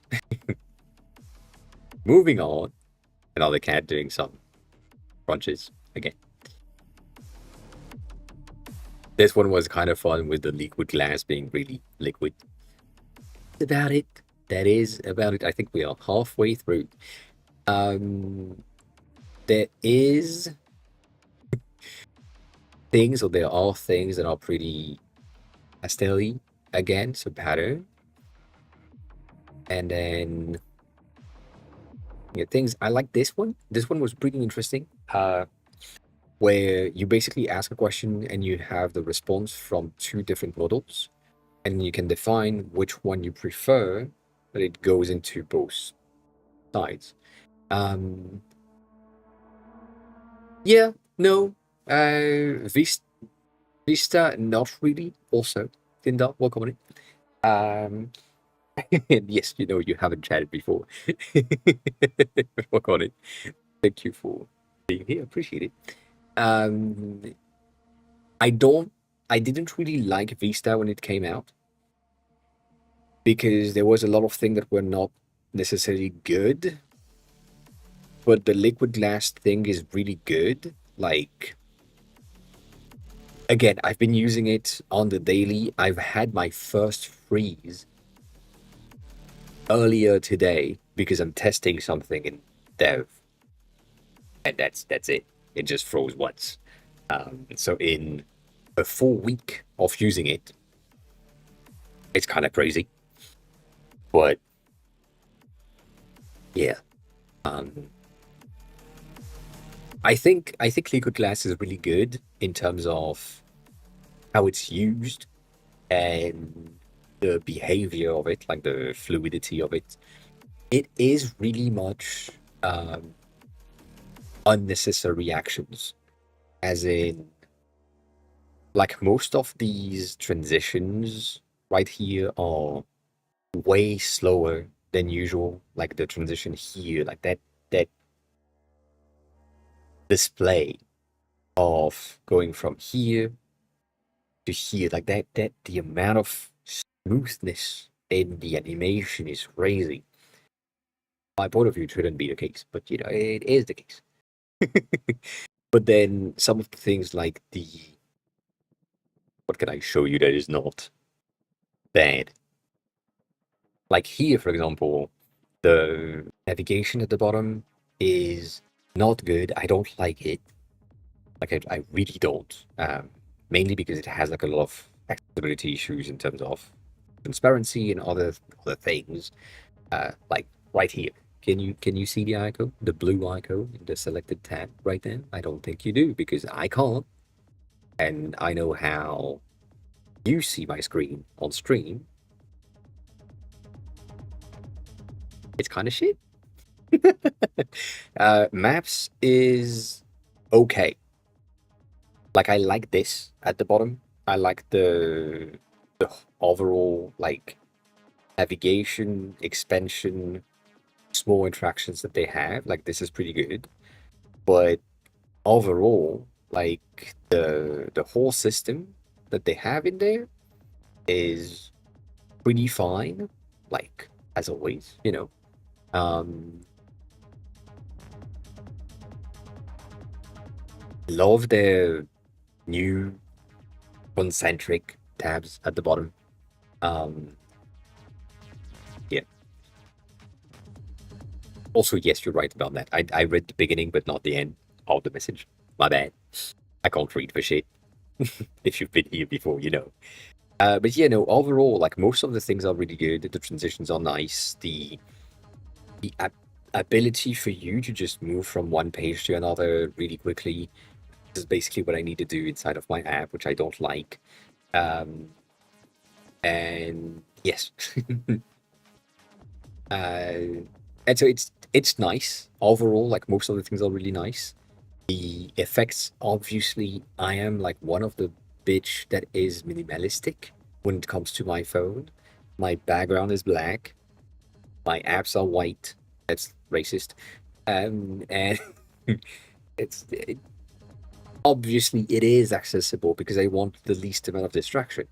If I go into the edits that we've done and I just use the dark icons instead of the glass versions, I don't like it as much. Like I like the clear on black, no distraction, tinted on black, no distraction. That makes sense. That way it just doesn't bother me that much. But overall, I feel like it's cool.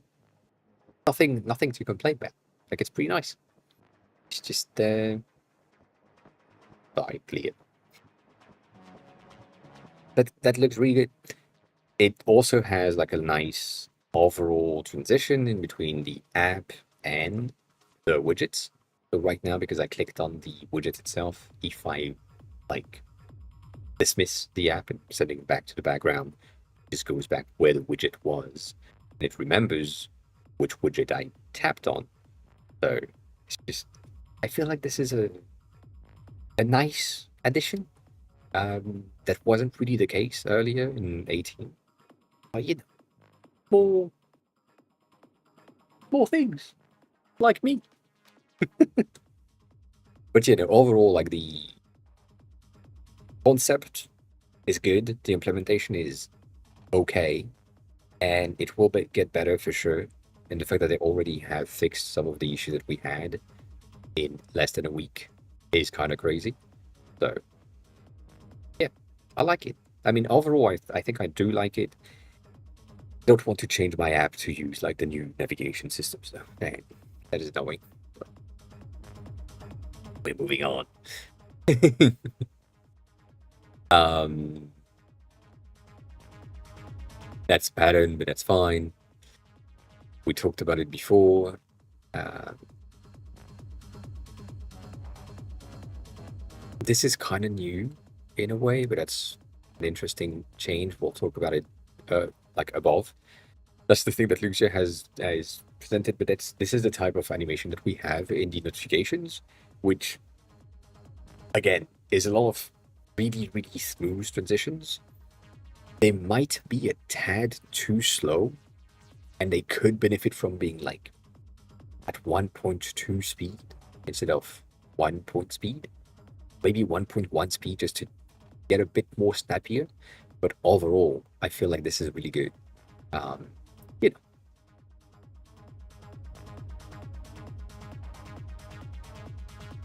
Anyways, but this one was just because, you know, grammar. I would make the mistake as well. Apparently, and I don't know if that's true. I mean, maybe. You know, they are the head of design at Cursor. They're working on Cursor for your phone. So the thing that I'm using every day with my own projects for my app, I would have access to that on my phone with their cloud agent, I'm guessing. Which means that when I have an ID at 2 a.m., because I just woke up and I just have an ID, I could potentially build it. This is really bad. This is not a good thing. The design is really good. The implementation is probably going to be really good as well. It's going to be really bad for me. Because if I can just, you know, spend 4 hours in trying to build like a prototype somewhere, and then wake up later, open my computer, launch the thing, and see if it builds, I feel like this is going to be really bad. So, you know, yeah. Anyway, we've had a lot of things happens at these arches presentation. This one is really good, not really liquid glass and more like frosted glass, which I think personally I like better than liquid glass at times for some elements, but because it is some of the type of element that we have for like the bottom sheets and other things, I feel like this is going to be okay. This is the thing that I was talking about earlier, this pretty interesting fluid dot system, and it is reactive to your page scroll, your cursor movement, and other things. So, pretty simple. It's basically you have a mask on top of the WebGL/shader things in the background, shine through the dots, but it looks pretty cool. You know, we like that. We like that. This one, I need to stop the music and give you probably going to be kind of loud. So you tell me what. OMG, you guys. I just woke up from the longest nap ever. Like, what time is it even? What's good? To me, Zach? I'm on the way to Grandma's this is house. kind of crazy. Sound off in the comments if you think I look just like Grandma. Okay, so I've never base jumped this high before. We'll see how it goes. King's horses and King's men, standing by. Let's go! Now you'll want to use real strong sticks in case anyone tries to blow down your shelter at any point later on in the future. Anyway, like, what I was saying was that, yeah, my inbox is absolutely blowing up with all of these DMs wanting to buy my merch. I mean, like, It's your boy Jack here, just scored some magic beans. No cap, heading home to plant these now, and make sure to like and subscribe to see my progress. Okay, now that you've made... All right, so I'm going to stop it here because it's kind of crazy. Overall, the realisticness, the realness of these videos is, to me, kind of crazy. And it highlights things in a way that it is crazy. There is no single video that is coming in the next 5 years that you can trust other than something that is as raw as possible, but even that is probably gonna be the thing. So they do look real. To me, they do look real. Like the Jack here, like as a this one, no, of course. But like this one, there is something that is weird, but it could be a POV, like front-facing camera that is kind of weird. But also, I'm thinking, like, I don't know if you've seen that. I do think I have that on TikTok. There is like a genre of video that is blowing up, an account that has no views, no followers a week ago or something that is currently at 80,000 followers. So it's monetized and all that, and it's just AI ASMR of someone cutting into things that don't exist, as in lava-based rocks, glass-made blueberries, and I feel like this one would be an amazing channel to have. Like if you had a bear giving you cooking advice, like recipes and things, I am 100% sure that this would blow up. Because, you know, um,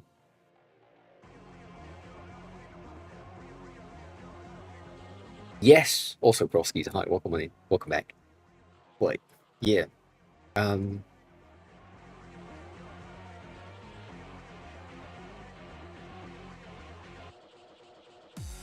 also, Morton, hi, I saw your message. But yeah, like that thing overall, like this one for here, yes, 100%. That's not the type of thing that I would potentially watch. But if I had like a 3 minutes video of a bear explaining like a recipe instead of someone else, I'd probably click on it just because it's fun.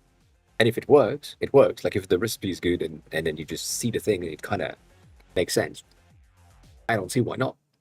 So, you know. But yeah, this is kind of crazy. Like the quality of the fucking thing. Like the facial expression are okay. There is something in the eyes that just doesn't make any sense. But like the fur is pretty impressive. Also, obviously, the quality that we have, like the details that we have in the bricks and the textures and the things, not the best. But also, you know, as always, this is like the worst is going to be. And this is kind of wild. Anyways, moving on.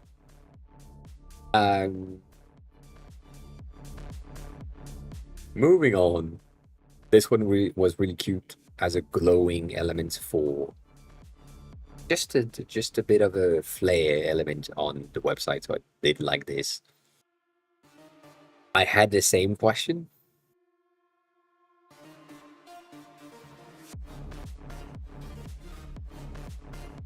I don't understand. I said that before here. As someone that lives not in the US, different. I would be absolutely fine with 96, and I would not know what to do with my money at 160. So I would never try to get above this, because I don't have the needs. So, yeah, that's just wild.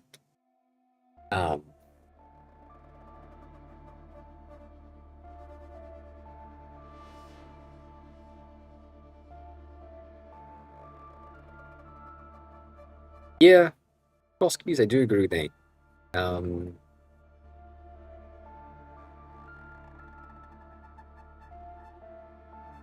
I do agree with that. I think like the first video, the first thing that we've had is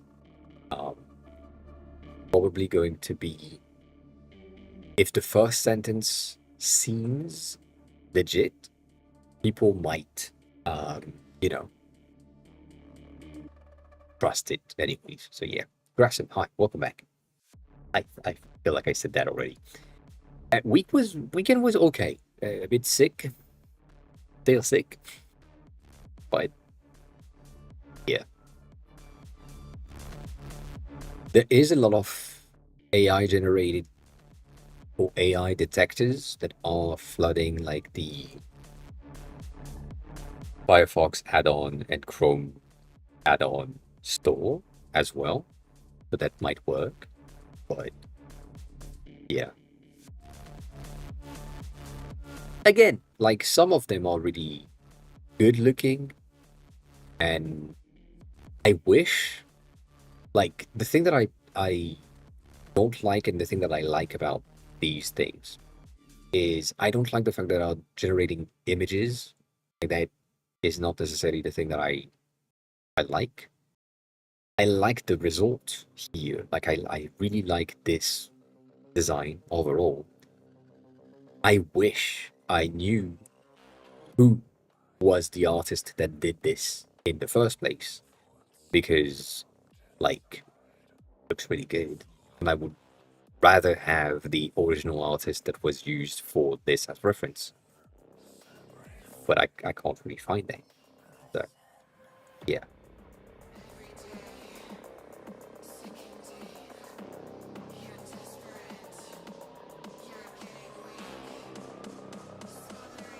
Yeah, also to answer that, yes. Eh, also, I mean, the thing that I don't understand is that that person is 20, officially 26. Again, this is Reddit. I don't trust it. uh, like if that person is really 26 years old and right, 26 here, 25, 4, 3, 2, 1, 20, and then like they started working at 17 during college, as they say, and I mean, I started early as well. I started before that. Wasn't even in school when I started working for my dad. So, know that. But, nothing. Nothing. Anyways, moving on.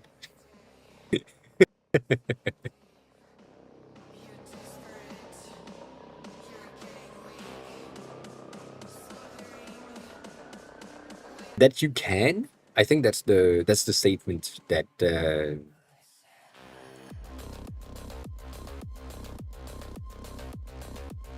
or at least that's how I see it. It's just like someone can have this. This is, I mean, this is the Usain Bolt theory, or the previous one. I forgot.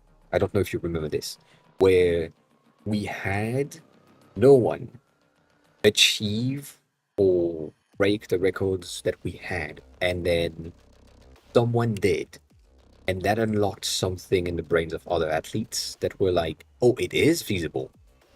So I'm pushing myself to achieve what I thought was the maximum because that was the record that we had, but someone broke that records, and therefore we can reach further, we can go higher. And so this thing, that's how I'm seeing it, is like, so I can be paid more because I'm currently at like 160. Let's say that's not the case. I'm unemployed. Like my last one was 86, but basically like that's okay. So someone like myself, that my last one at 86 was with 16 years of experience roughly. This person was reaching 86 after 3 years of experience. So that can change something in my brain saying, oh, okay, so that person can, so therefore I can too, because I have definitely more experience than them. But yeah. Um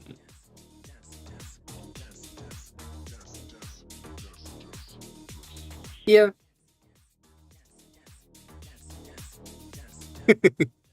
Maybe.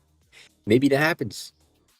Maybe that happens. But that's also the reason why I'm not like comfortable really being higher than 120. Like above that, I don't know what to do with it. I'm really fine with like 80. Like I don't have a lot of spendings. I mean, I do, but I don't have a lot of spendings. And so, again, with 80K a year, I had enough to save enough to go live in Japan for 1 year without a job. And I'm back from Japan. It's been roughly 2 years without a job. And I'm still fine because I saved enough. But you know, that's the thing. Like for some people, like that's how I'm seeing it. I'm seeing it as so I can do that. That's the takeaway from this, at least from. But yeah, I mean I get it. I also accept the nation, Rasim, 100%. Still unemployed. Still unemployed. But yeah, it's an interesting thing.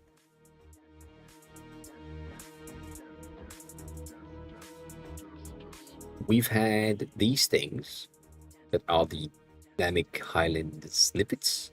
So it's pretty interesting.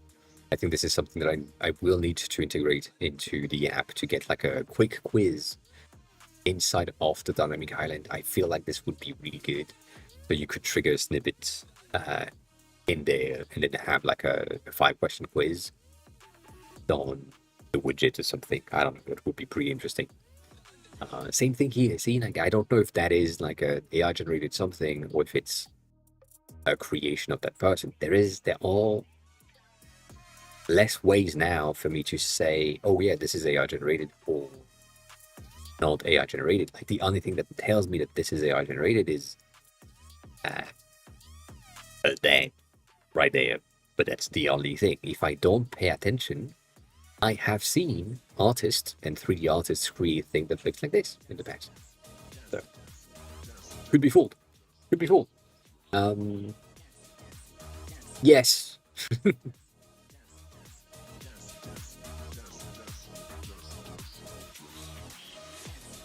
Exactly. That's the thing. Also, Grassham. That's the thing. Based on this charts that we have seen for the prices or the salaries that they had, I should be paid way more.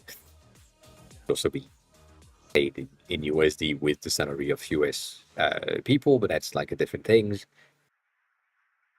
But in France, it's not the same thing. Like it's a bit of a different situation where you don't really have that same amount of things. But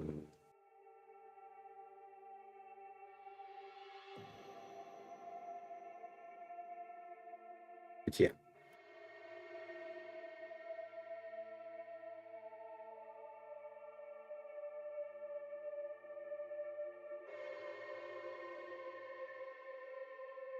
Have more experience.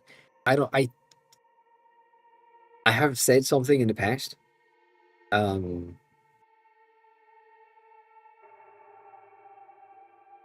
Which is AI doesn't exist. That's the first thing. The second thing is AI art. Don't say that ever. That doesn't make any sense. AI generation, why not? But also, there is so much AI or algorithm and machine learning that is running on all machines right now that is just, you know, eh.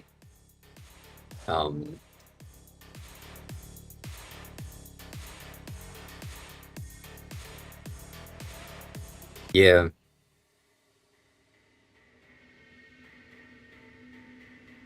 I do agree with that. I also do think that this is a potential options, and I hate the fact that the we're all out of a job situation is framed as a bad thing. Because as always, I am a Star Trek person, so we don't have a job. Like we don't need a job to survive and do the thing that we need to do. It's just we do the thing that we want to do. And that's about it, because we have enough resources, enough energy, enough food, shelter, all of that for everyone, and we don't need jobs anymore. We can just do the thing that we are interested in. So some people are going to be interested in engineering, and pushing the limits and the thing that we can do, because there is no need for founding anymore. But that's not the direction in which people seems to go when they are building AIs. For some jobs, they are just there to replace and not give back. So, yeah. One of the things that Sean has said earlier today, yes, is the prices of the highest models right now is the best thing you can have if you are like a solo entrepreneur or something, because um, you know, it's just like hiring a junior dev for $200 a month compared to hiring a junior dev for like 1K a month, 2K a month, depending of where you are. So that's the thing. But yeah. Um,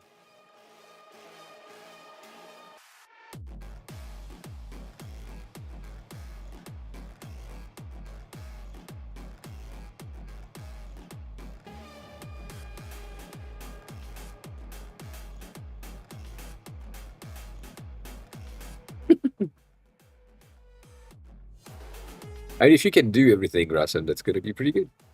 Congrats on finishing the years, though. Congrats on that. But also, yes, Groskies, it's not probably happening in my lifetime for sure. I mean, I'm dying before you, so not happening for me for sure. But I do think that the AI enhancements that can happen as someone, um, like if you are someone that does the job right now and you are using an assistant, which sort that it is, generative, not generative, human, not human, right? Uh, it's making you be a better person at your jobs.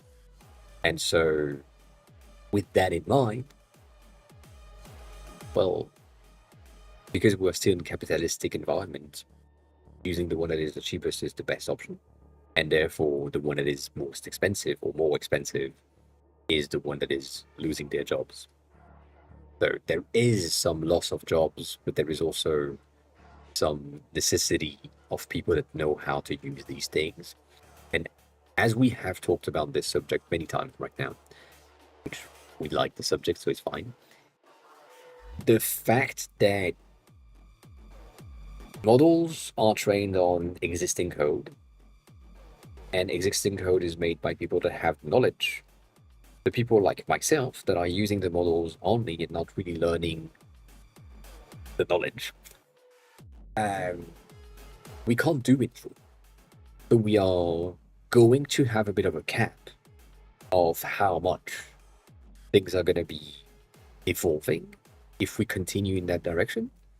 Whereas if you, and also that means that the people that are going to be the most efficient with assistants and models are going to be the senior devs, senior designers, senior whatever, the people that already have the skills, but the people that are entry levels are going to have a harder time because they can't be trained properly anymore because knowledge is already at their fingertips at all times.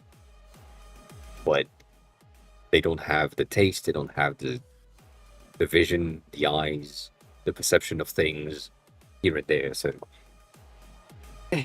but that's the type of people that will lose jobs. I guess, maybe, I don't know. I don't think they will lose much, but you know, it's a it's a thing. It's a thing. So that I'm just talking about.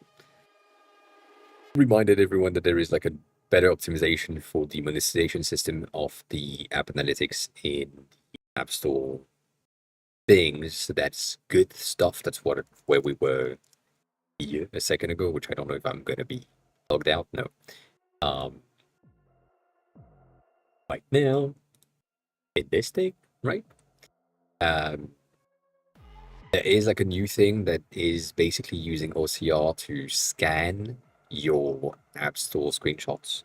So as much text as you have in there is going to be used for presenting your apps based on search terms. So if you have text in there, it makes a lot of sense to have text that makes sense to search SEO related stuff. So that's something, but then also in analytics, you know, there is a lot more things happening. So that's interesting. That's good news.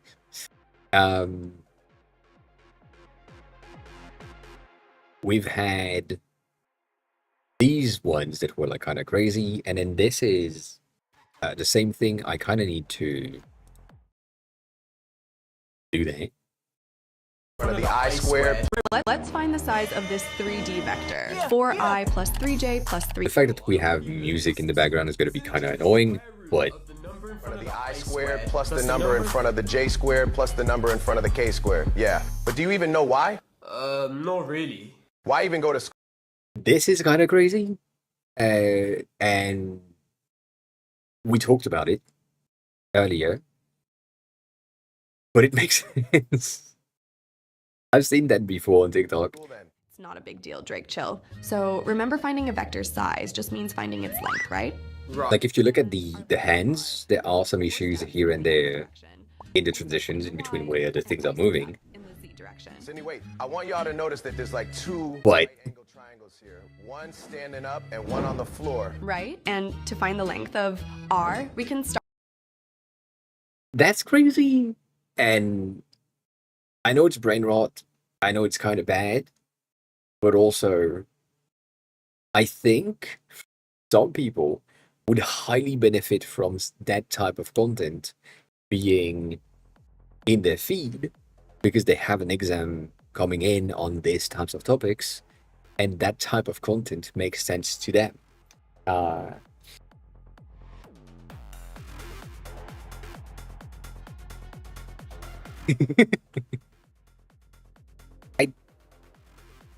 mean, the content is good. Sorry, let me rephrase that. The information is good. The content is debatable, but the way that you are, like, basically understanding how things work makes a lot of sense. So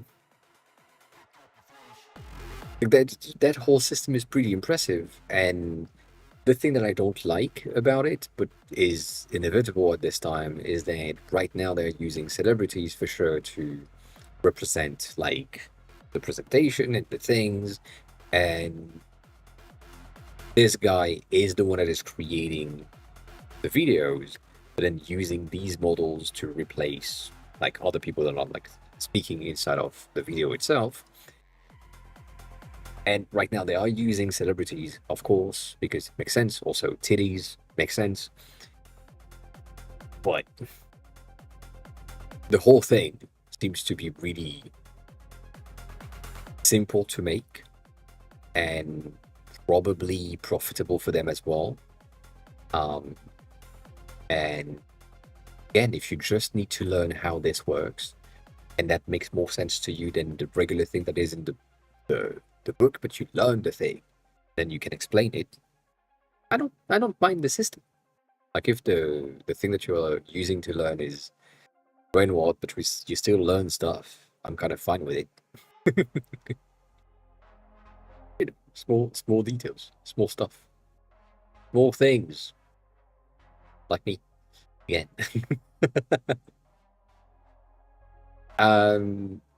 What else did we have? This one was really good as a non-liquid glass element. I think that's pretty cool. And then we've heard this, as in some scientists seems to have found radio waves that are coming from underneath the ice. So there's a lot of things that can create radio waves and signals, but yeah, I don't know. I would need to have like a read of this entire thing to have more information. but it's you know, it might be interesting. It'd be interesting. New data. Going back to the same system that I showcased earlier, this is the exact same active tab situation, but we just go over things and we have like a dot something. We now have, with the liquid glass thing, the automatic reflection of the colors. I should go into Scarlett's profile. It will be way easier. So in the latest version that that's one of their latest posts, right about here, they have showcased this, which is basically the content is reacting to the environment because it has like a bit of a zone around it that will react. So if you have something that is close to an edge, it's going to take the colors that is underneath, but not underneath. It's just like the edge is touching a specific colors, and therefore it is reacting to this. But yeah.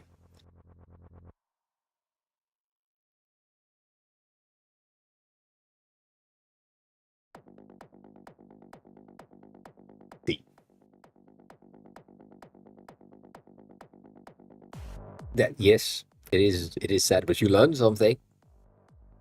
See the positive. See the positive. Positive, you learn something. But yeah, that specific thing, specifically if we are into here, you can see how the top is reacting to this element right there. Like this highlight is basically here, and then the bottom is reacting to this. So, you know, no, you're good. So that's really interesting and really good to see. The video about it specifically, I forgot which one it is, but that was pretty nice to take a look at. In the other things which we haven't really talked about, and also here I'm still on my personal account, which is good. In the history, let me check that. 3 days ago, I've watched so many Apple videos. Goddamn.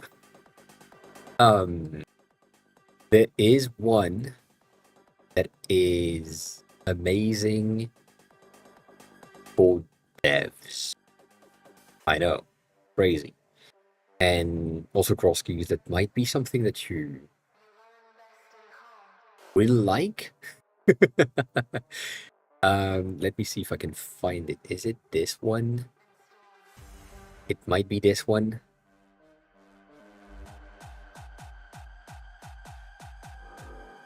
I don't think it is. It might be.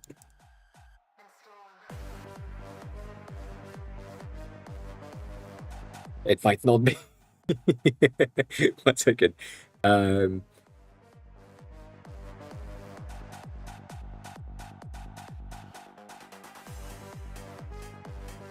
It might be. Yes, it is. So in the latest version of Xcode, they have implemented this thing, which is a test automation system that seems to be really good. So compared to what we talked about the first time that you were in the chat, Crosskeys, about your test and unit testing, this thing now gives me the ability to say, I can start a recording and then use the simulator to do something exactly how I need it to be, and it will record all of my actions in a way that is Swift UI enabled and Swift UI testing correct.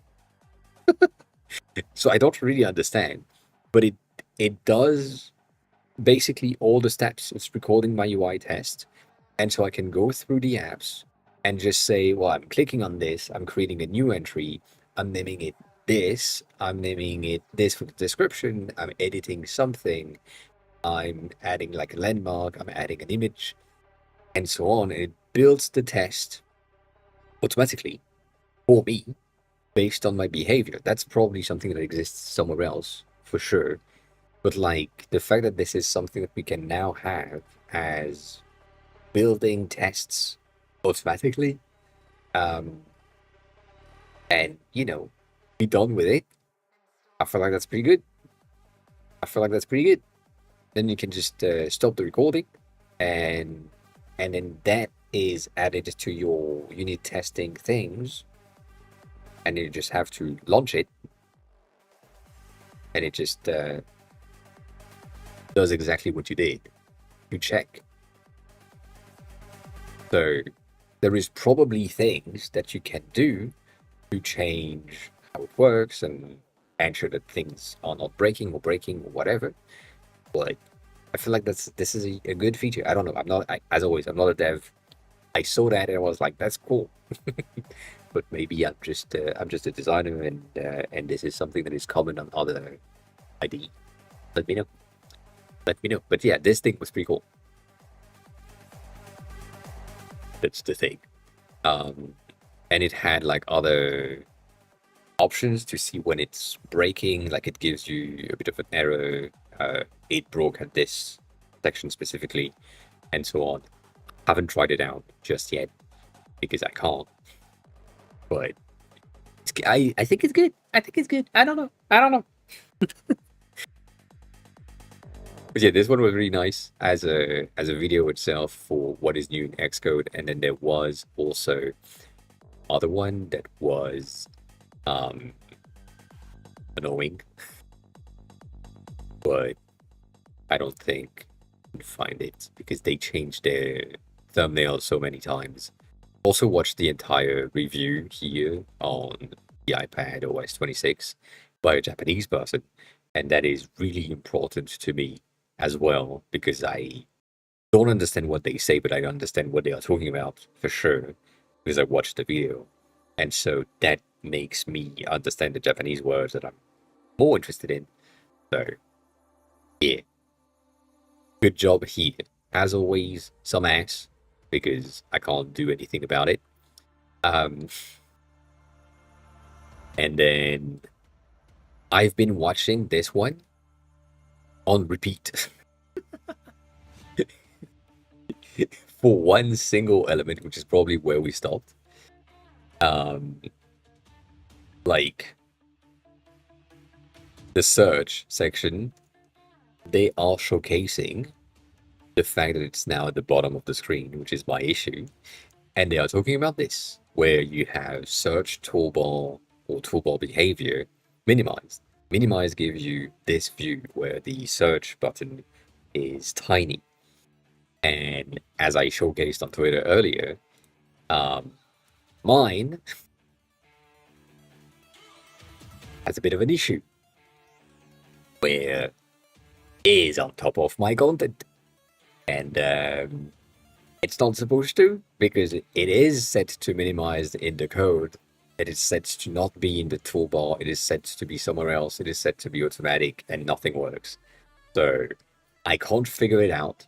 Someone in the replies, as I said earlier, has given me like this specific point in the videos, but also in the documentation to find the searchable position, or positioning. I forgot placement. But it doesn't do shit for me. So yeah, but I've been watching this on repeat to ensure that I'm not missing anything in how they are explaining it.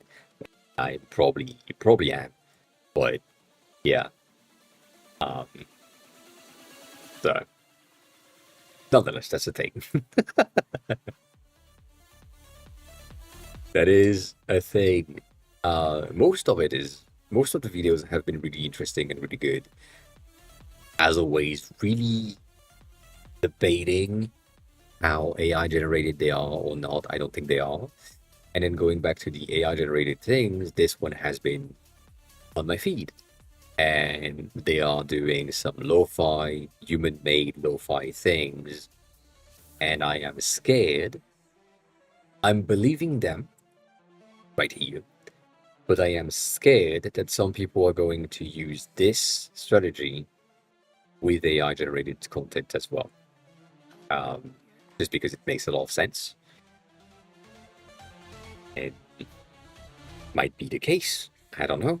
I would figure it out because most of the AI generation for music right now are going through Suno or the other one that I forgot the name, the one that's blue.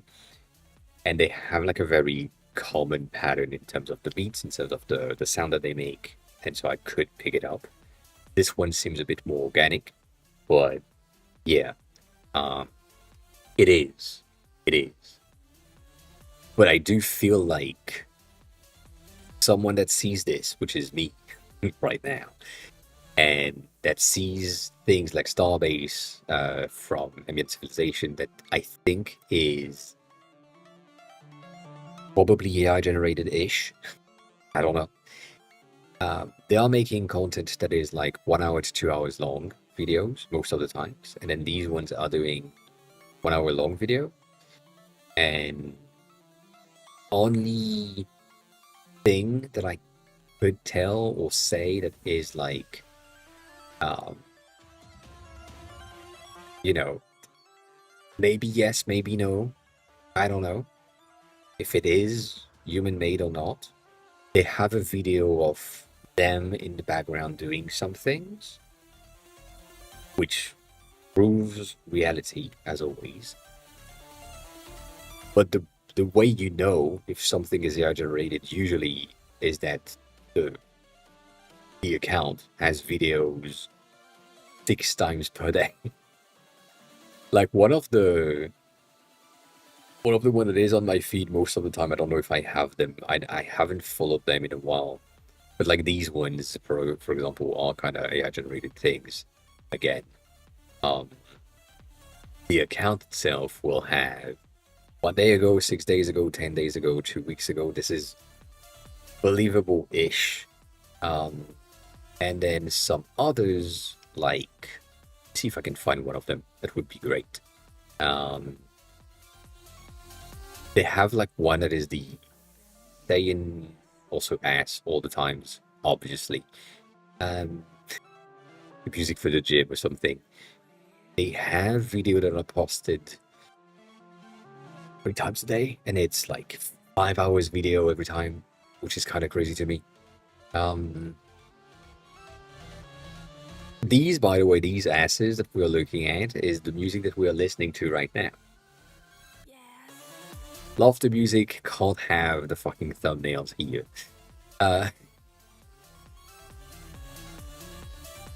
For obvious reasons. Also, this is just ass.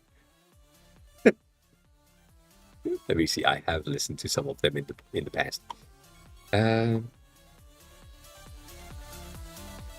they also have that thing that I was talking about, which is like the repetitive, very similar sounds that I can pick up on really quickly, really easily. I'm guessing probably gonna be somewhere around not there, because as soon as I discovered Aim to Head, I just listened to this most of the times, because it makes more sense. I haven't changed playlist in 3 weeks. Go for fries. Fries is always good.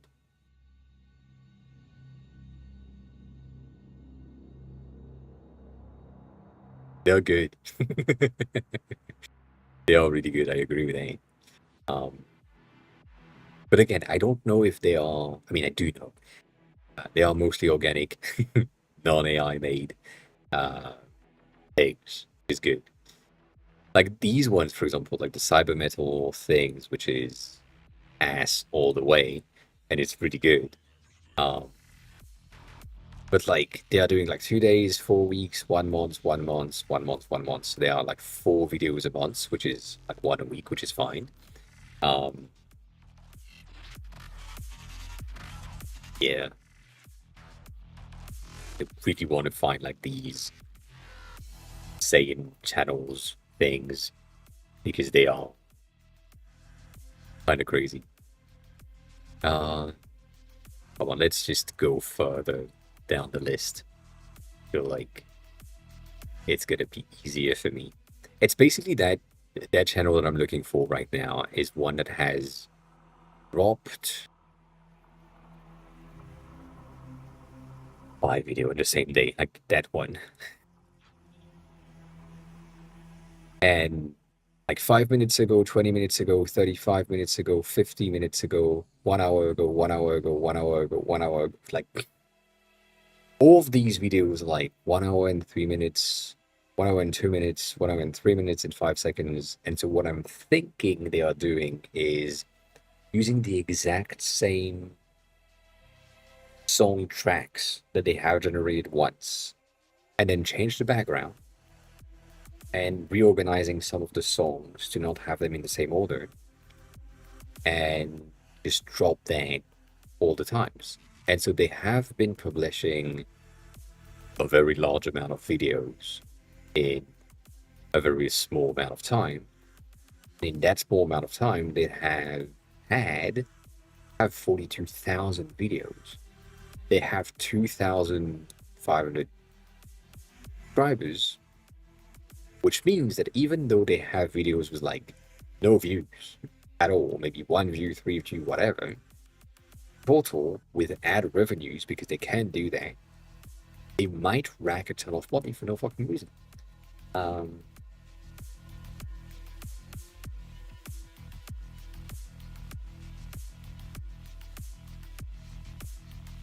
Yeah.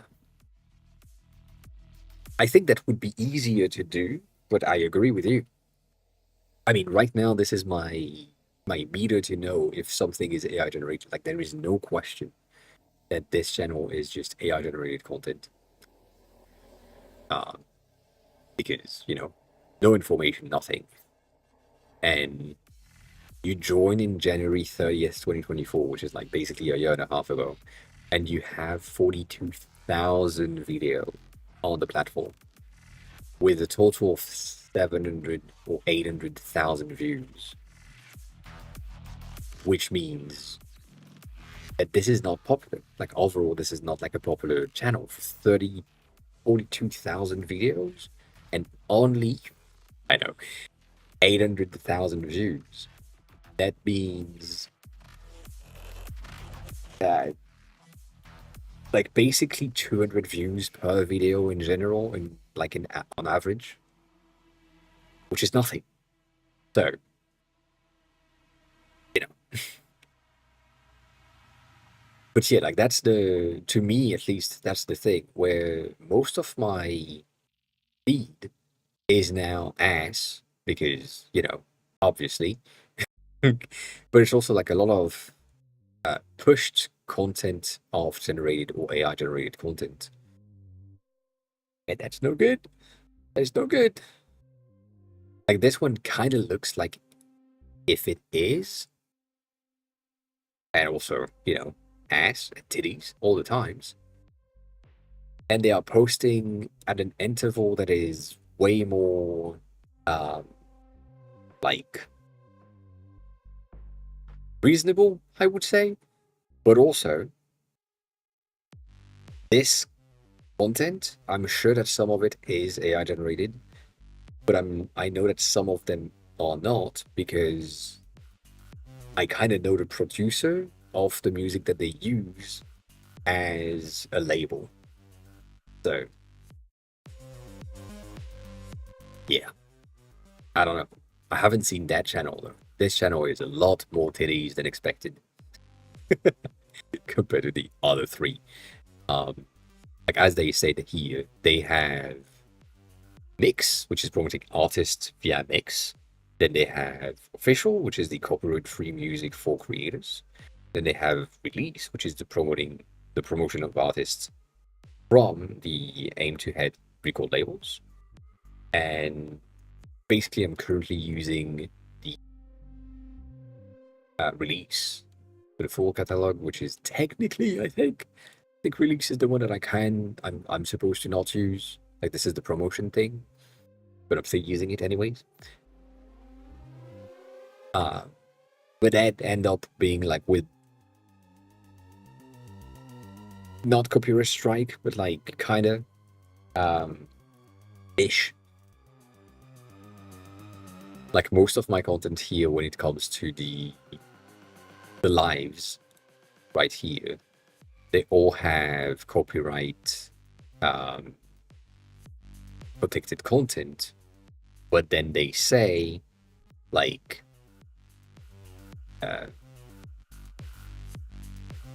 the copyright claim that I'm getting doesn't affect the channel. But yeah, this is during the live, so it doesn't really matter to me. But yeah, like since I started using them in May 7th, I'm getting copyrighted on everything. Otherwise, no. But they have this type of music that I like to listen to, so yeah, I don't know. I don't know. Anyways.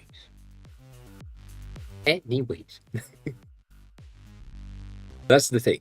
The current debate is this. Am I doing this for the app? I don't think so. I might.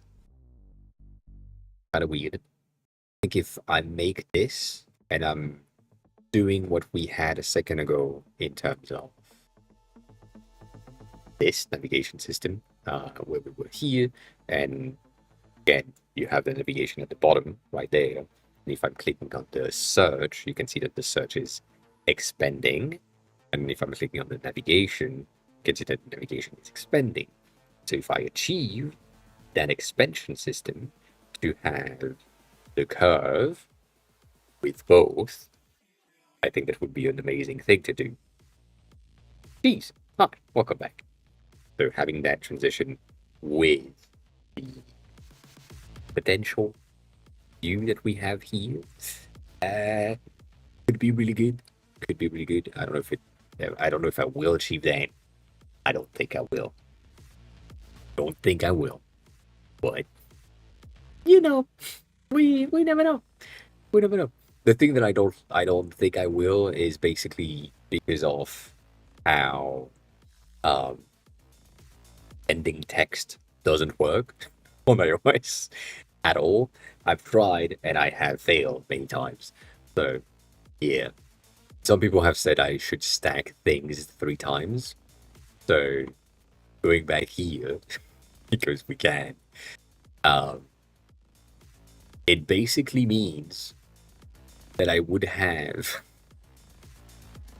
a 3rd level right here on top with basically white and a background blur.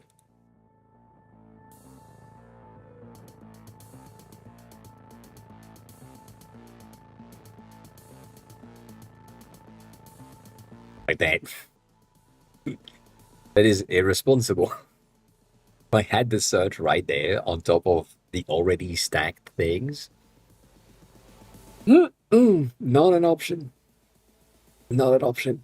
What I could do would be to replace these, like the hiragana and katakana section, with the search, potentially. And then putting these tabs at the top. But I would need the search to be kind of bendy as well, so I don't know. I tried to do something earlier with this thing. It's not there. I can't see. Yeah, no. There. I kind of wanted to have cybersec time. What going? I asked Load to check if we could have something to do a metal shader that would bend, and therefore I would basically use the native navigation and just bend it. And it gave me something, but it doesn't look like good enough. Seems okay, but it also seems like a weird cylindrical transform, and it will probably bend the whole system. And so, I don't know. Like, I mean, the whole math in there is okay. It's like okay, but it's not. There is something in my head that doesn't make sense in the displacement of the pixels, because basically metal is displacing pixels by pixels. That's how it works, and it's doing that all the times. So it could work, but yeah. It's basically the end, yes. The thing that I need a video about it, to be honest. It is almost in the work. It's not there, but it's kind of there. It's one of these, like one of these how I do stuff. I have this when it is published, but the way that I figured the navigation that I have is by asking weird things. So the one that I'm talking about specifically is going to be here.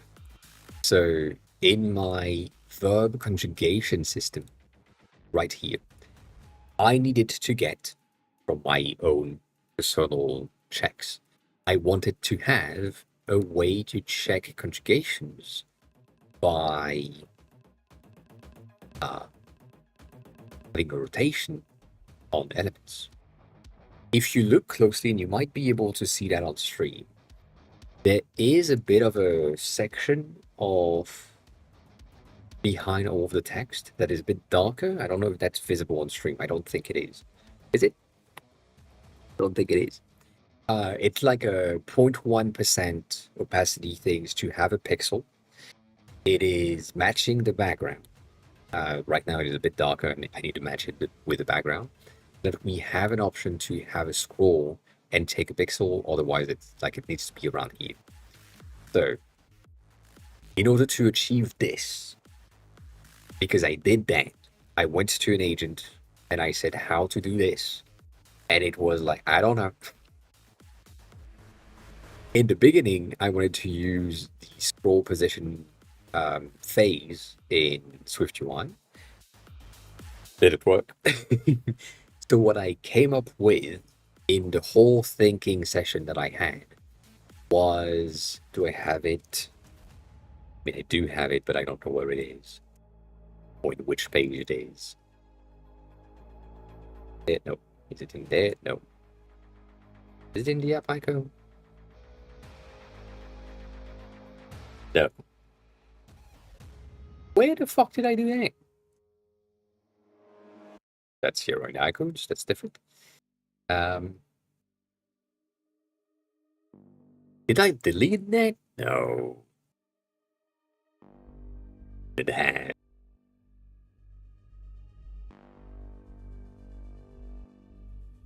Did I?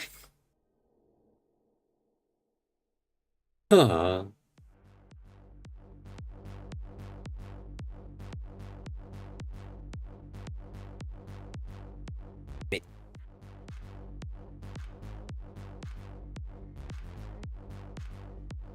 Anyways, I can explain. It doesn't really matter. It's the same thing.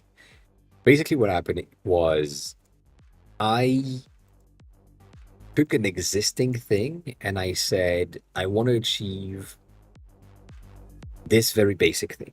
I want a wheel, like a bike wheel. And I want to make sure that all of the spokes of the bike wheel are visible. And then I said, well, now I need these things to be swipeable. So it's going to be on the side of the screen. So it needs to work with a vertical scroll. It needs to exactly follow where my finger is without really having like any distortion, so that I don't have to scroll way faster or way slower based on how things go, right? It needs to be exactly where my finger is. Then when that was done, I said, well, now we need to change the spokes, which will call the spokes, into an element that has some text on it. And so it made the thing with the text on the side, like perpendicular to the spoke, which was really bad. So I said, well, it needs to be like 90 degrees rotation. So we did that. We did the changes, and so on and so forth. So basically the how you do it is, or at least from how I do it, is I take something that I know works, that is simple. And then when I have this thing that works, I take the system and I add the thing that I wanted. If we go back to this session, for example, when I needed to have the transition in between my two elements, I really wanted to have this to work with the bubbles, and then that was working to an extent, but it also zoomed in the map all the time for no apparent reasons other than just zoom in the maps when you are like sliding in and out. No real reasons. So that's the thing, but it kind of worked. So with that, right, overall, I listened to different options, different views, different systems, and refined it in a way that made sense. To the extent where now I do have something that is on tap. You click on the button, you get the things, you're kind of good, and that kind of works. But that's the end goal that I had, and I had nothing else. So yeah, that's basically how I do it. And then again, based on the thing that I did before, right? We had the spoke things because it was called the wheel selector. Yeah, hi, welcome on in. I did this one, which is like way more interesting in my point of view, but also it's not working. So, you know, kind of, it's kind of working, but it's also not working. It's too sensitive and it needs to be less sensitive. So this is weird. Didn't open this. Wow. These icons are wildly different. It's the new icons for iOS 26. Interesting. Didn't see that. So everything is pretty good. Yeah. So this thing right here, for example, was a bit of a weird selection system. And when I decided to make it in the first place, I did a way different system. The whole thing is basically like a big ass circle that you can't see. It's just at the bottom. That's about it. The thing is, the element itself, the component, I could open source it if I wanted to. I know, wild. But I could open source it just because it makes sense if we go back here and we go into this system. That was the output. And so you basically have segment control to change location on the map. That was the initial ID.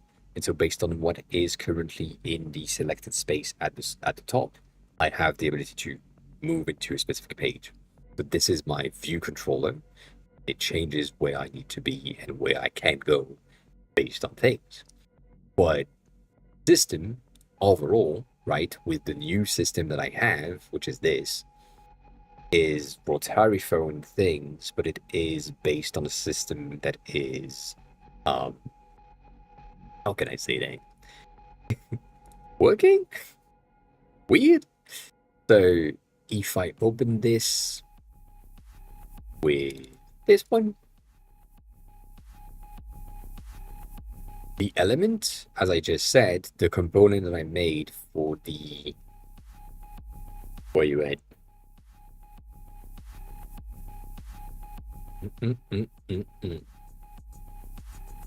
I mean, the drag handle is going to be kind of weird. I don't think that's the one.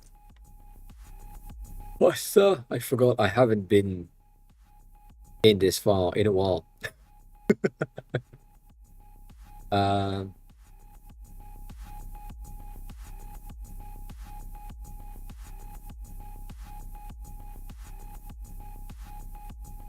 Yeah, I kind of do. So there is many reasons why I kind of do like the one that snap into place.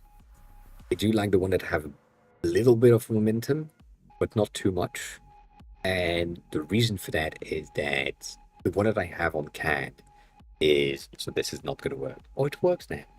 The one that I have here is if it is on anything else. Like if it has a bit of momentum, it's dead. It just doesn't work. It crushes the phone. So yeah. So the one with momentum, like a teeny tiny amount of momentum makes sense, but too much doesn't make enough sense. Bitch, where you at? Sorry. I forgot where things are. Because I haven't been in this thing in days. And this is probably not the thing. Let me see. We're supposed to have our main view here, and the controller is here. We have our wheel items defined there, which I remember, and the specificities. Oh, goddamn. It has a whole system, which is really good.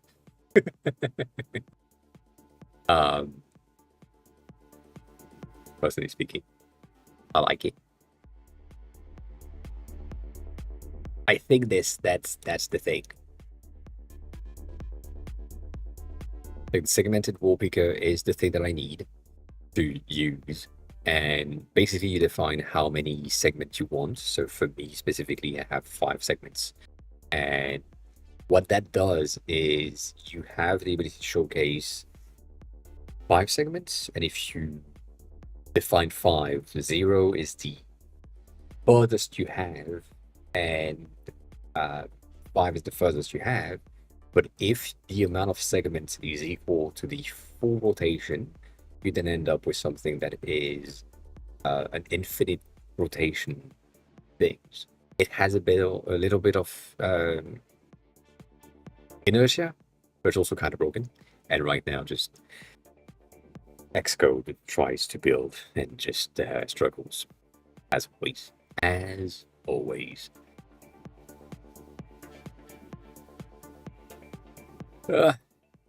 This is supposed to be control overlays. We'll probably have something that's called control overlays somewhere, but I don't know where it is.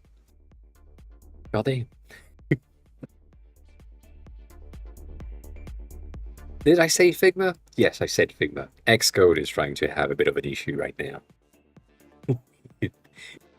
This. Oh. But it's the same system. So basically the way that I did this was I said, can we render something with segment only? And so it's a circle with one segment. And then we can duplicate that segment with the rotation that it would take by offsetting its trim from start to finish by the amount of the first segment, like previous plus the spacing. And so we did this, and it kind of works. And then after that, you define the amount of the size of the circles that you have, the amount of segments in total, the amount of visible segments, and the space in between each segment. So on. So as close as it is to 1, the more complex it is, or the more touchy they are. This needs to load. This is wild. Wild visualization. It's probably because I'm streaming at the same time. But yeah, like that. Why do I have this thing though? That's the issue. It makes no sense. It makes no sense.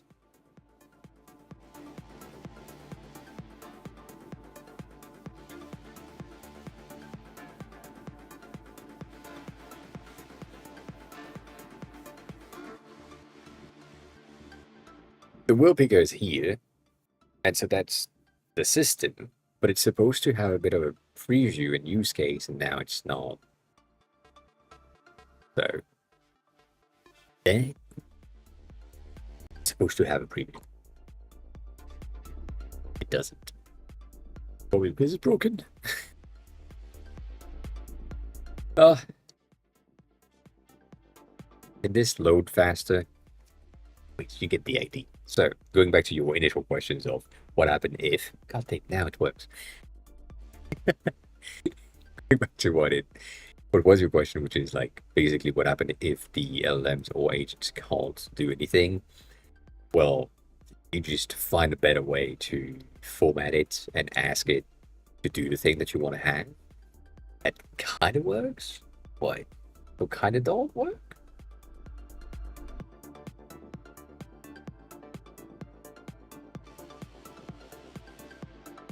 Bitch, why is this here?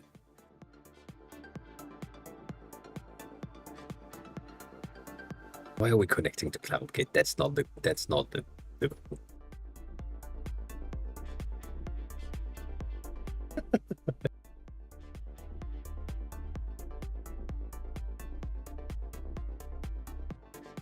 yeah, that's not supposed to happen.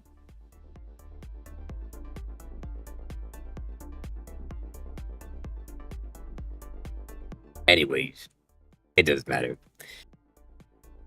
It doesn't matter. But yeah, like that's the thing. The best way that I had is figuring out the function and the features of SwiftUI that would work. So for my selector on and where we have basically the whole system of the tab that is, we rephrase that, like when you look at it, at how indie it is, and is the system that I have. This was achieved by really understanding how SwiftUI kind of works, but also understanding how it is feasible in design in general. But this is like a VG trim. The basics behind this specifically for that ND elastic slash selector thing that I made is if you go into Figma, which is just behind, my bad.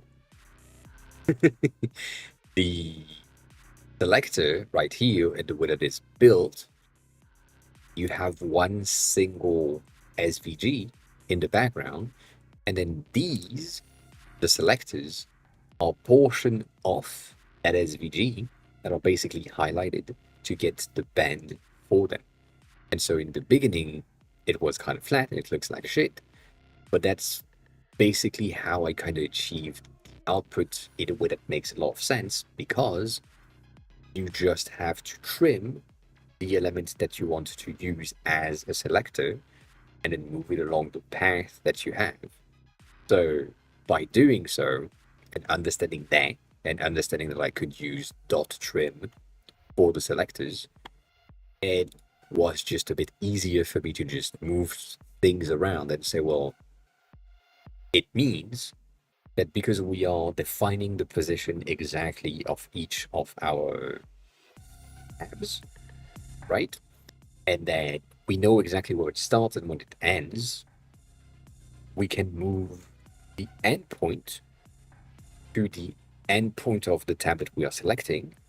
And then when we are midway through, or when the endpoint reached its endpoint, then the start point is following through. So doing so, I'm here, I'm on hiragana, and then I want to go to dictionary. On one click, endpoint that is around here is going to reach there, and then once it touches or is really close, the start point is following through. And if the tab that I'm looking to go to is the other way around, then it's the start point that is moving first, and then the end point is following through. And so, again, this is just me going through these all the time. Just say, can we do that? Like, do we have the ability to use SVG like trim? Is trim an option?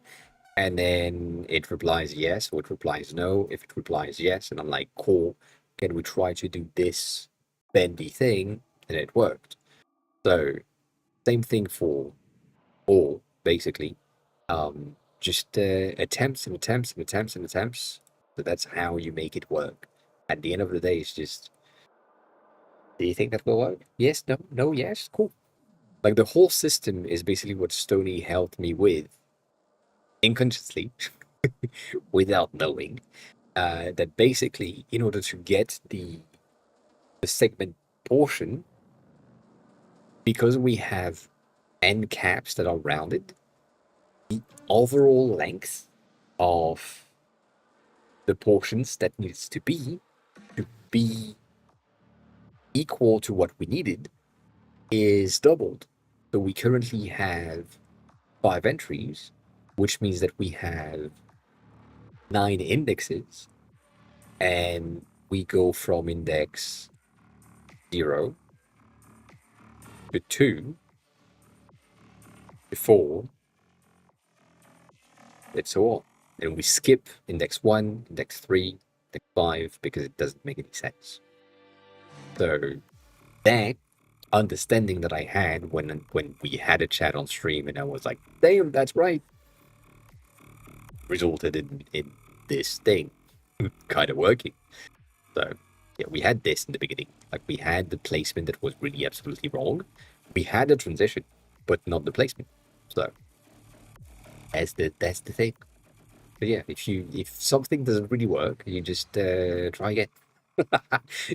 And right now I'm debating this, which is be bad, like it, but that might be the only way to get the thing to work in a way that is similar to what liquid glass is. What pisses me off is that it puts the search in a position where current users are expecting to see profile. So someone that is updating and has some sort of a muscle memory, which is me most of the time, but also current users would tap on the search more often than they want to. And I don't like this. I think this is a bad move. So, you know. But we'll see. We will see. Maybe I'll figure that out. Wait. Because right now I can't put it back at the top. Like the put back the search at the header section doesn't work. And I don't know why. Which is really sad. Which is really sad. Yeah. So overall, to go back to some of the things that I've said to Stony before, and I said in this stream before as well, even though I don't know what I'm doing, also not there, in here, I have picked up some things here and there that just makes more sense to me, and that give me the ability to then, like, understand some things a bit better, and in a way that is just weird. Like I shouldn't. To my point of view, I shouldn't be able to understand what I'm understanding now, but I do. And I know what's breaking. Going back to what we were showcasing a second ago about the search, like these things right here with having my placement being automatic, not supposed to be at the bottom, but automatic is at the bottom. And we don't have an option in this code right here to not be automatic. Navigation bar is navigation bar drawer, which is not something that I have. So this is like mostly for iPad view. Sidebar, I don't have a sidebar. Toolbar is at the bottom, so that's already where it is.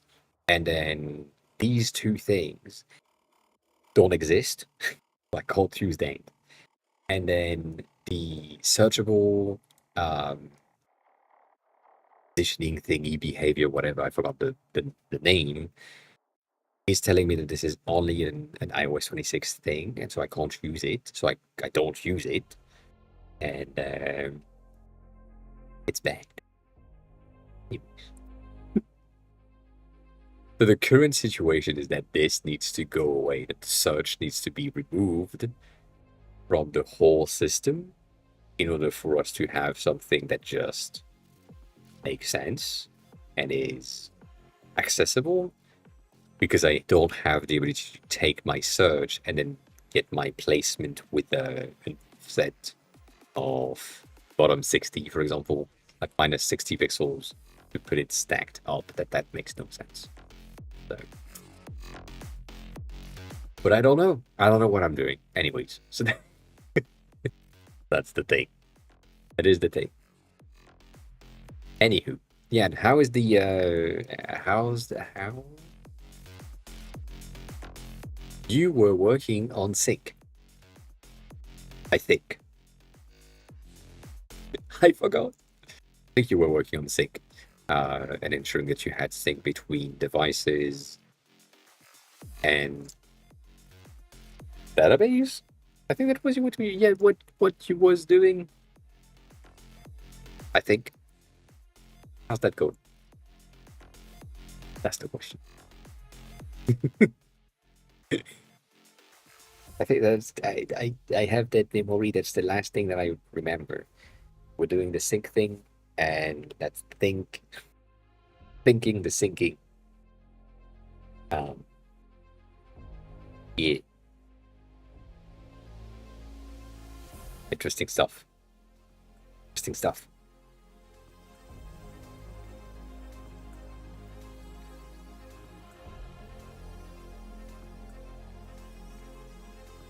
I saw something that scared me. I saw an email from my taxes, French taxes. That's scary. That shouldn't happen. You can't fix things, but now I need to redo my classification a bit. Also done, almost done on that, which is pretty good. And then like for mobile and desktop is funny. You in the ass mate, I see. The setting. I do remember that you need to have your parity, which even though I said kind of no, don't please. I think you do. You do need feature parity for you specifically, so.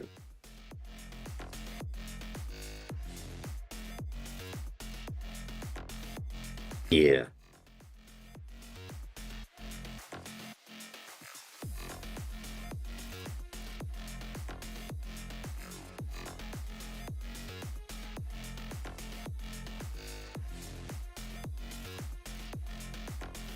That's good. I mean, that's good news. That is 100% good news.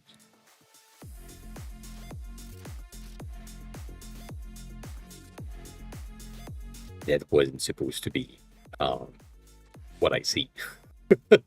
Sorry. Basically, the IRS of France is not the IRS sending me an email saying that if you want to contact us, here is the mail. And it's, no, I don't want to. I don't want to. Not the thing. That's good. So,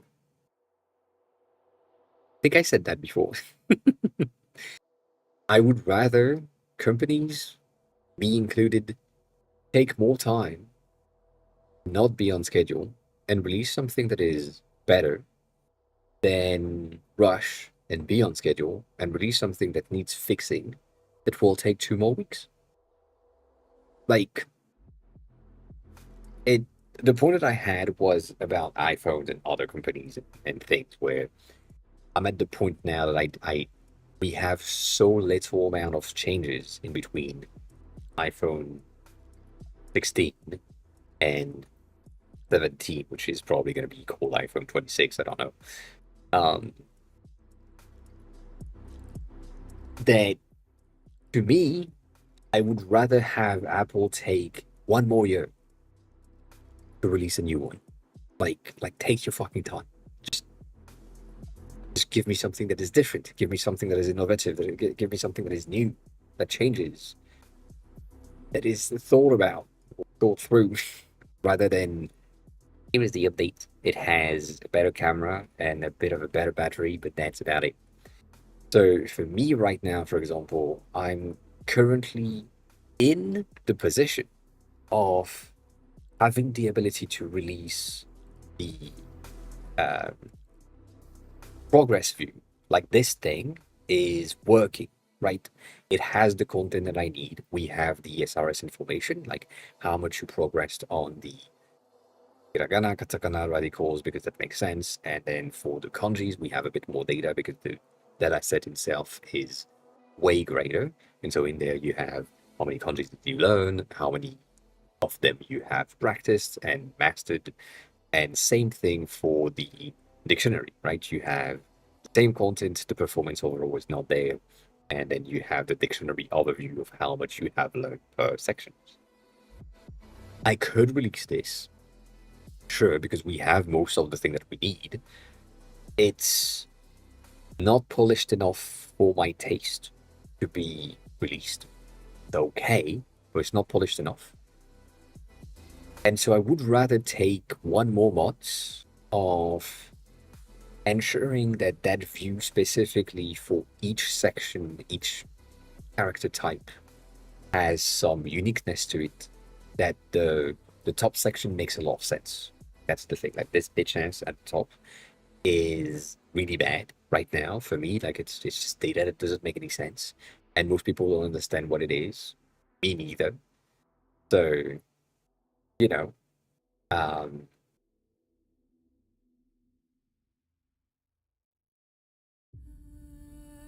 also, yeah, that might be true. That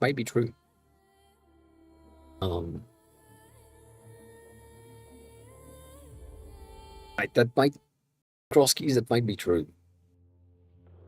I mean, half yes, half no. In threads, that's going to be a bit of titties again for a lot of reasons. Someone here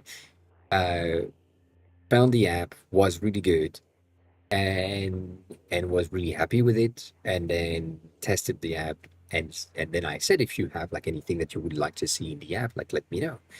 And they say I think you should add pronunciation audio for each kanjis and a feature that detects whether you are pronouncing the kanjis correctly or not correctly.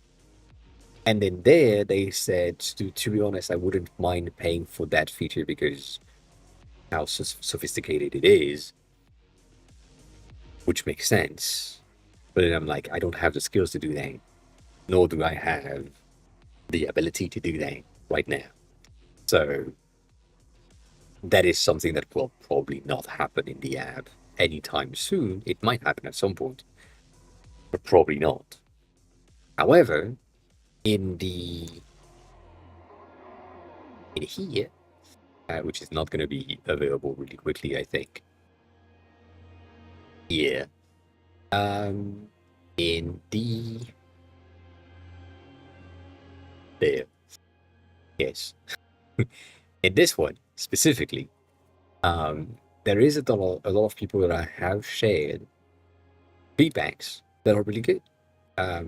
Like one person said, you should display the content before I can take a look at it, because, you know, like if I can't have access to a preview of what it is inside, I will never buy the thing. And right now, this feature was only for subscriber. Like if you subscribe, you have a preview so that you know what you are about to buy. However, it makes no sense. So this is a good feedback that I like building in public, and then take a feedback that is really good. So, you know, that's the thing. Yeah.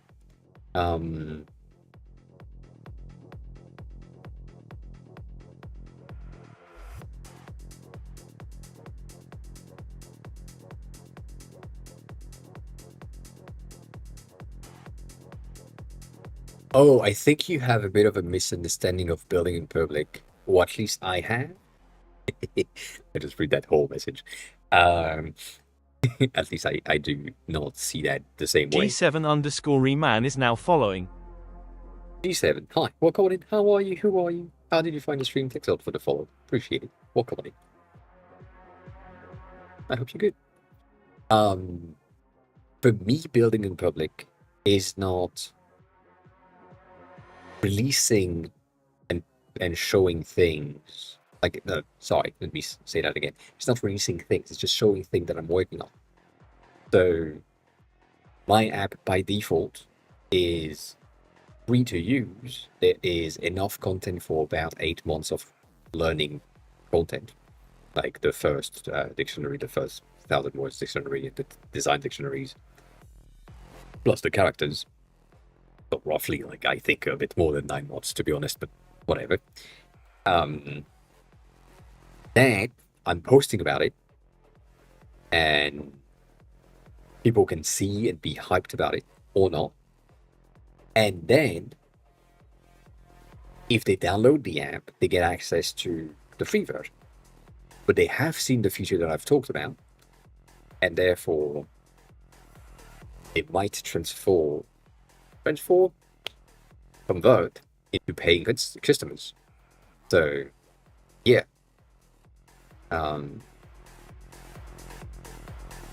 Yeah, I mean, if you go into, again, me specifically,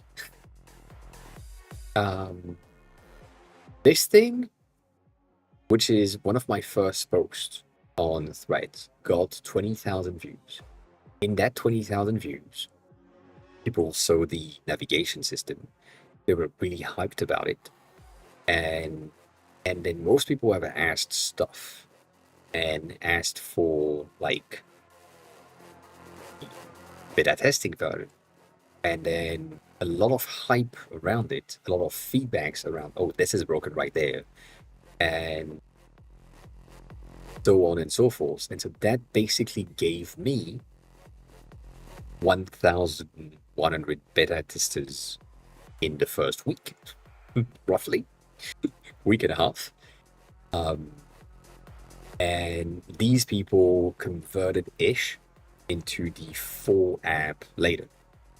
But that whole thing, just this thing right there, breeded interest and potentials for some people to be, like, interested in how this works and how they could use this in their daily activities. And that's how I got some users. And then some of them figured that the content that they had here was good enough and that they didn't convert into paying customers. And some of them found that this was good enough, but they needed, like, some of the other dictionaries and bought the other dictionaries. But not a lot of people are subscribers, because currently the benefits of the subscription are not necessarily the best ever things. Like, you know, like, I'm not really showing how the sausage is made, which is not a saying that I've heard before, no. I'm mostly showing, like, where things are and what I've done. If I go back into, like, some of the reviews things, like, I've done this. I was hinting that I was looking into iCloud Sync, and I just had this design which was really bad, and I was, like, I could have released with this, for sure. But I would rather take the time to get a view that is more in line with what I wanted to have, and then release that. And that's what I did. And that doesn't mean that each of these things are going to be a hit when it comes to the post itself. But at least having the ability to just showcase something and say, well, this is kind of how things work right now. And this is where I am. This is not, like, how it works, but, like, you know, a bit like this of the Joker idea is a good idea, but when you end up with these as options, you're like, god damn. If you don't know, this is like G and C, I think, or is it G? Yeah. G and C. And so these are two things that it's a bit of an annoyance for me to know which one it is right or wrong, but I'm showing that I'm using my own app and I'm showing how it works here and there. And so I'm just, like, you know, adding things, showcasing how it works, not necessarily showcasing how what is in there. Like, I'm receiving something, I'm getting accepted or not. Like, this is the Android version, and so that worked, and so on. Yeah.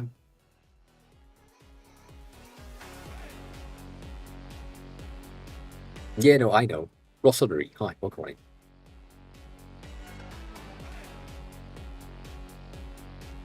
I think being transparent, which is basically what you say about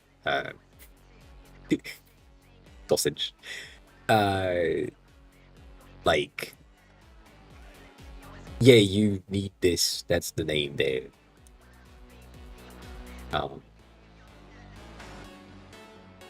And I think it is. Isn't it? It's not. I forgot. I have forgot. That is absolutely true. I think basically because it is linked to my Instagram,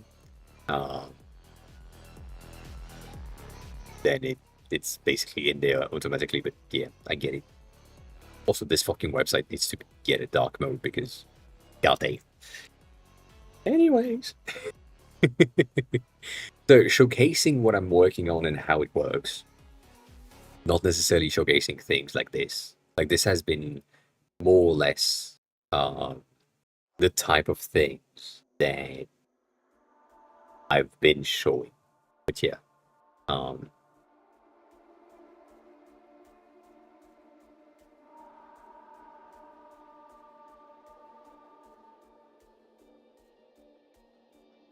Oh yeah, no, I'm not saying that. But also I understand your point right there.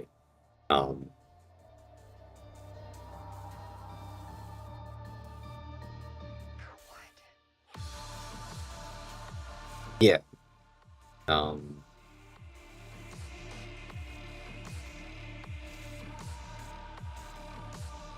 So that's the thing. I'm not saying when I'm doing these, specifically when I'm doing like screen recording of the Android version, for example, when you have like code side to side and I'm just showcasing how things work, like the iOS and Android version, are they the same? Do they look the same? Do they behave the same? A bit of a different system, different things, but I'm never going to say I whipped it out in like 2 hours. No. I'm working on this, or I've been working on this. I'm not giving you like a bit of a timeline, and the only way for you to know if I have been with a specific timeline, god damn it, a specific timeline here is if you go to my account and you see where I've been posting things. Like right here, these are just branches that I haven't merged yet.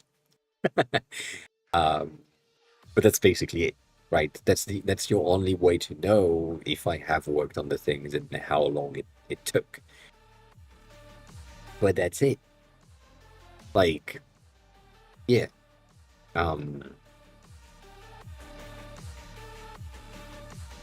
It depends. You say that the customer don't want to know about it. I don't know. I think the way that you are planning it, no. The way that you are presenting it. Sorry. I saw something. The way that you're presenting it is really important. If you are saying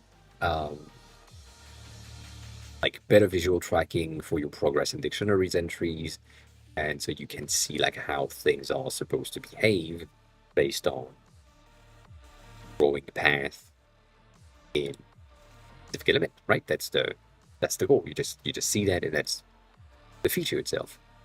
This is an improvement on top of the existing thing. I'm not saying that I made that in like 3 hours. I'm saying that this is what is coming in probably in January. But that builds hype, which is not the case, but you know, builds hype, build interest for some people. And then I'm just talking about what I've done in terms of here, for example. Like this is a bit of a strategic move as well, which is kind of bad, but it kind of worked. I'm talking in that post specifically about Duolingo widgets having like new illustrations. What do you also see? my own widgets. So maybe in the comments, people will say, "Oh, that's an interesting widget. I wish I had this as well into my thing." So I'm going to look for this in the App Store. Weather and clock, I know what that is. Duolingo, I know what that is, but I don't know what that is. So let me just take a look at some sort of a strategy-ish type of thing that we had. I mean, that I have. We had, no. But yeah. And so also ensuring that, like, I had a bit of a similarity in between both the Android and the iOS, showcasing that I'm building things for the Android version as well. A lot of people being like interested in it as well.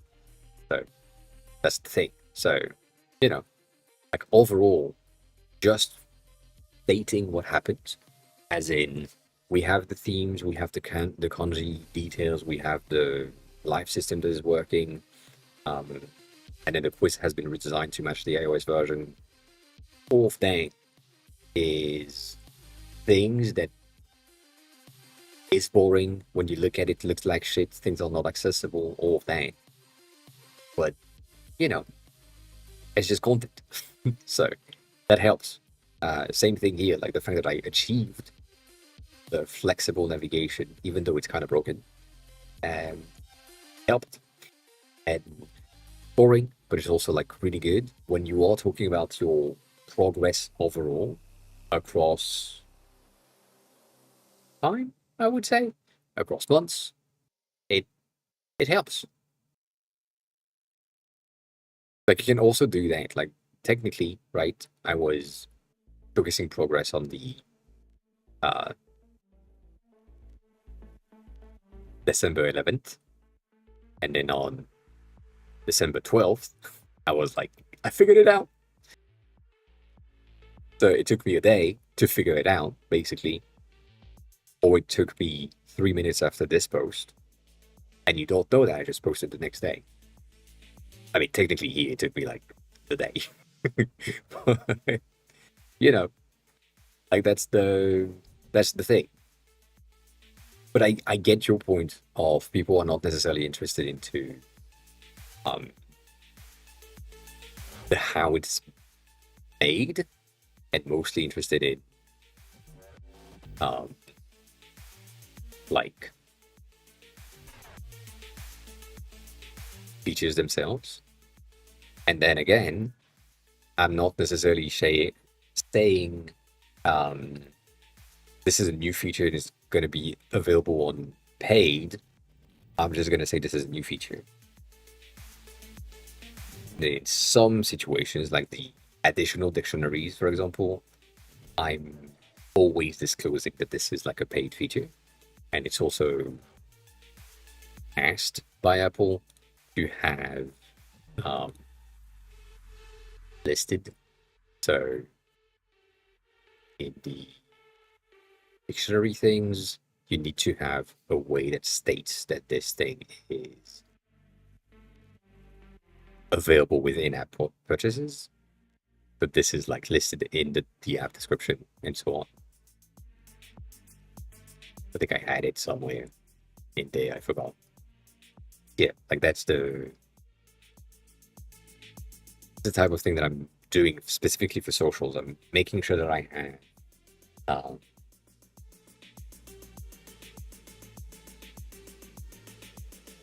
what you will get, and then you decide if you want to pay. But yeah, one of the, I would say, huge benefits that I have is most other apps are really, really, really limiting. We talked about this one before, and we had things. Let me see if I can just open it. Like if I open Robocana, which is another one, and let's say I'm learning my hiragana, which is the initial writing system, that is Japanese writing system. A, I, U, E, O, 5 characters. Ka, Kiku, Keiko, 5 characters. タシスセソ locked. I need to pay to get access to this. That's crazy. I'm limited to like 10 characters to learn, and then after that, I need to pay. Same thing here. Kanjis, not much. I can access the kanjis themselves, but I can't do the practice really. And there is like a lot of data in there that is way more important to learners that I don't have access to. So that's Robocana. If I'm going into Wormpool, which I paid for, in the initial thing, you have, I think, N5. Like you have alphabetical basic words, and then you have N5 burst. And now you have like new features, which I haven't opened the app in like days now. Months. And so you had like the first 2 lessons, I think, that were free. And then after that, you kind of did. You couldn't do anything.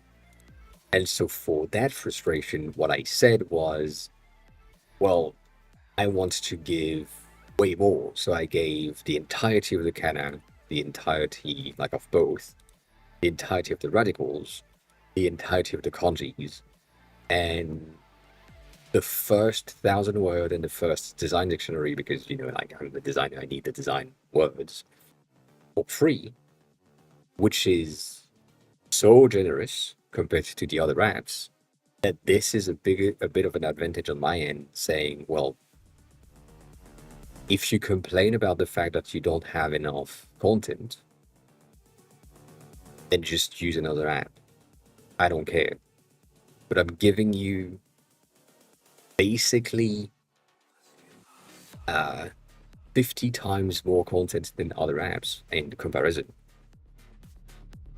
And just, you know, to sustain things, Prime, you get some things unlocked, but the content itself is still like DLC. But yeah, like that's overall, that's a also personal choice of saying, well, this needs to be as accessible as possible, but also I need to eat. So if I can, I will.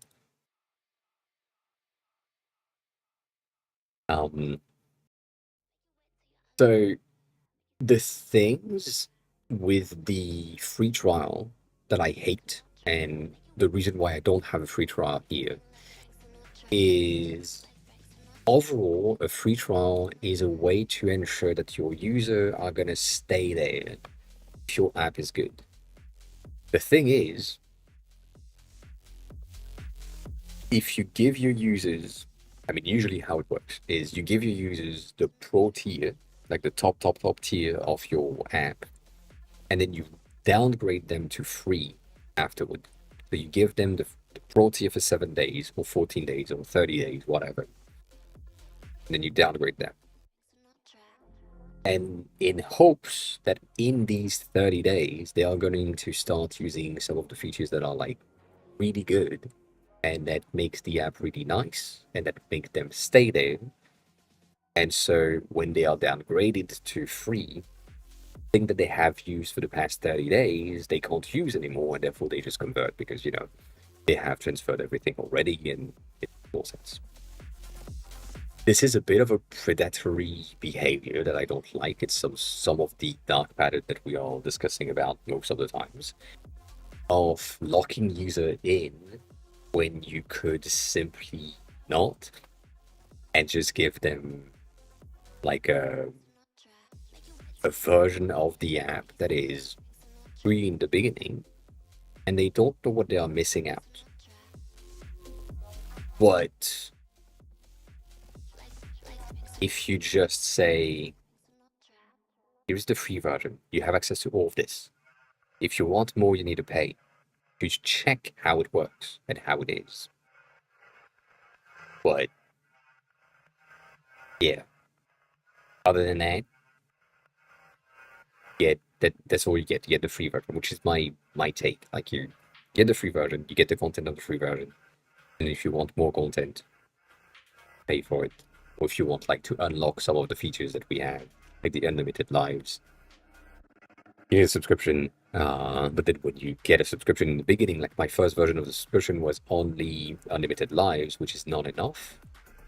I mean, for me. So I added Cloud Sync, and I'm also using the advantage, which is not really an advantage, but the fact that most people don't really know how much things really cost. But I'm also blowing up into account. Like currently, I'm paying nothing for holding user data on CloudKit. Free for me, and so I'm still making the user pay for it because I'm planning on the app being really successful, obviously, and therefore at a certain amount of users per day, I'm going to need to pay. So if I'm basically getting like some sort of financial cloud in the beginning for some users paying for something that is currently free for me, it's beneficial because afterward, when I'm going to have like that much users, I'm going to need to pay like a lot more because Apple expensive. But that's the plan. Like that's the thing that I'm adding on top of the free plan into the subscription so that users are like, okay, so I understand why it's kind of paid, why I need to pay, and I see the features that are really good. I haven't tried them out, but I think they are pretty good, and therefore I'm gonna buy the first month, like subscribe 4 months, see if it works for me. If it works for me, then maybe I'm continuing the subscription, maybe I'm not, and so on. But yeah, but that plan, Jan, is foolproof. If and only if you can make your users stay. So if you're sure that the benefits and the value that you're bringing to the users is really high and they really will like the concept of the app and the content features that you have in the pro plan, do it. But if you make them do something and you force them to use one of the paid features by default, like that's one of the paid features, it's by default, it's something they need to use in order to use the app. And then when they downgrade to free, they can't really use the app anymore. Not a good move. And one of the other things also, I think Krosky kind of talked about it, not necessarily, but kind of, if you give something for free at some point, any points, and then you put it behind a paywall afterwards, there is a bit of resentment from the users. Like if they have been using this thing for 6 months, and then you make it paid, but they are used to it, makes no sense. So right now, the only thing that I'm doing is the free tier is remaining the same. As long as I can take it free, it's going to remain free. It's going to be for a long time, technically.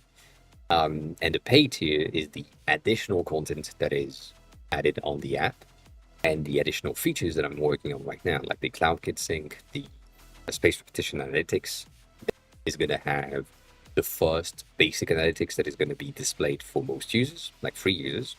And then for paid users, they're going to have the whole dashboard of progress, what they have done, where they are, what they do, and so on.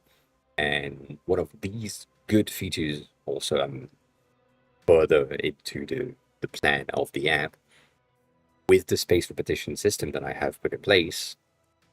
We are now into almost a system where people could have the same experience-ish, where the system would take or ask the users to go through roughly the same characters, even though it's kind of random. It still has like a bit of a logic behind it. And so not the same quiz for everyone. It's tailored to what they are learning, but it's still, you are in this block right now, and so that's what you are currently learning. It's random inside of this, but that's what you're currently learning. And so that goal, it's something that we talked about before, is if we have an almost certainty that most users will have similar path in the beginning until they reach the point where they are interested in like anime and they download or buy the anime dictionary, I can then sell partnership with schools that are teaching Japanese, because then they can say we are partnership with Can, and so like school teachers and students can have access to the same thing, and maybe like beginner students are said or are given the free app of Can, and their goal for the first, I don't know, 3 months is to master the entirety of the hiragana and katakana section. And it's a partnership with them, so I'm giving them like the ability to get like the app basically. And then I'm getting more users. And some of the users in schools that are learning Japanese are really interested in learning Japanese, and therefore they will use the app a bit more than most people. And some of the users are like forced to use the app, and maybe they will not use the app that much. They don't really care about that. Then maybe, no, that's an option. I could have the option to say, if you are part of the schools, I can have like a discount code of like 15% or something because you are part of the school, and therefore that's a way of working. But the school needs to pay me, but they don't pay anything, and I don't give a discount, and I just have more users, and they have a free app that works for them. I don't know.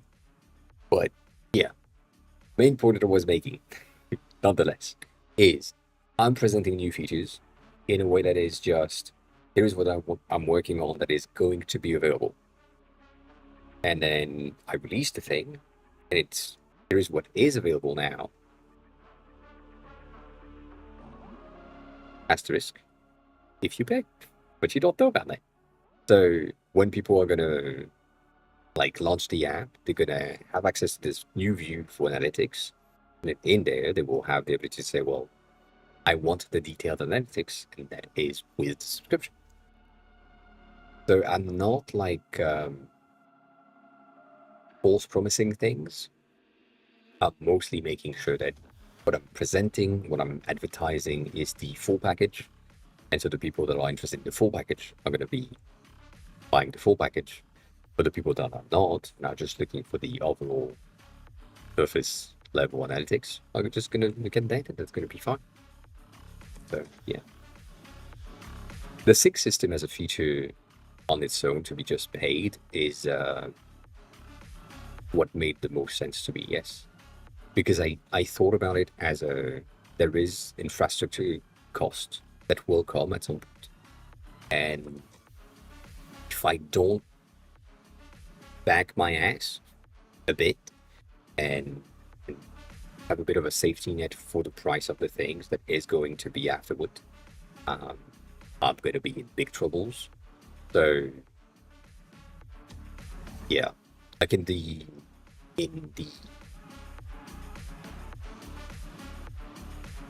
travel guide app that I haven't touched in like 6 months, the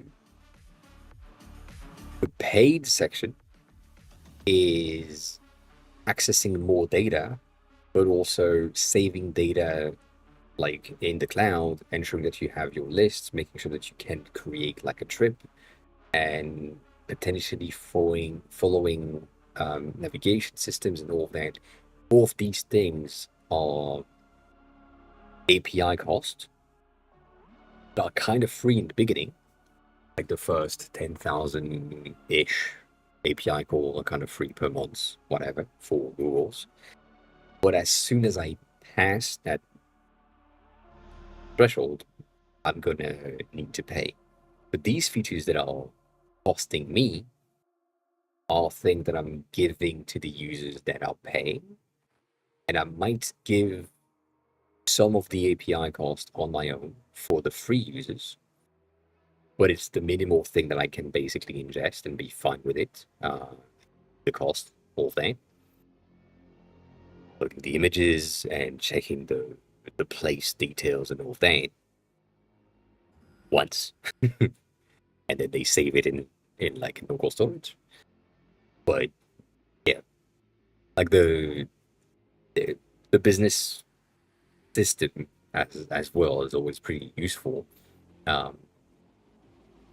Ensuring that you know that your users are going to cost you at some point, and so you want to refund yourself at a minimum, and at best get a bit of profit so that you can build more features for the apps. And so building in public, going back to that discussion because that was the initial thing, is what will give you the list of the features that the public is looking for in your app as soon as they are aware of you. And if they are not aware of you, then you can build whatever the fuck you want, they don't know.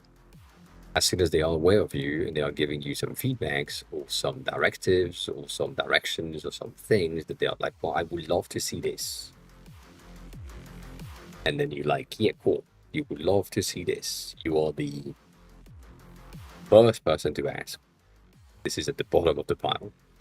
Or you would love to see this, and you are the 15th people to ask, so it's a bit higher. You would love to see this, and you are like the 100th person that asked for it.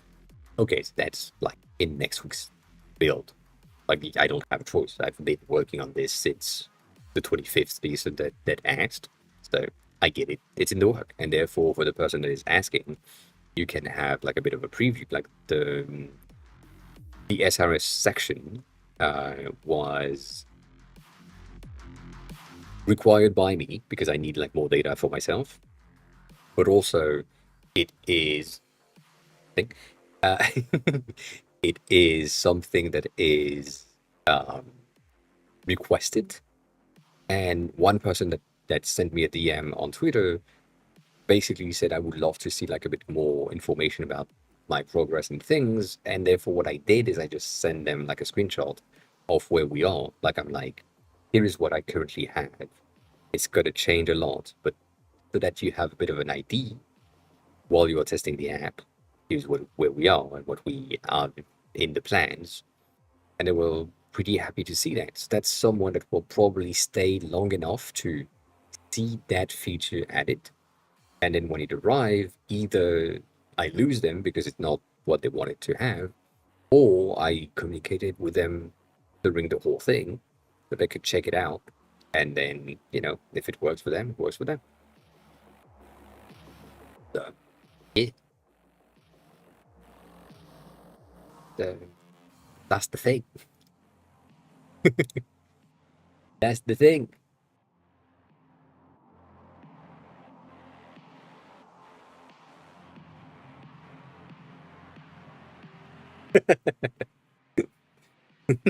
So I saw something and it's fun. Obviously.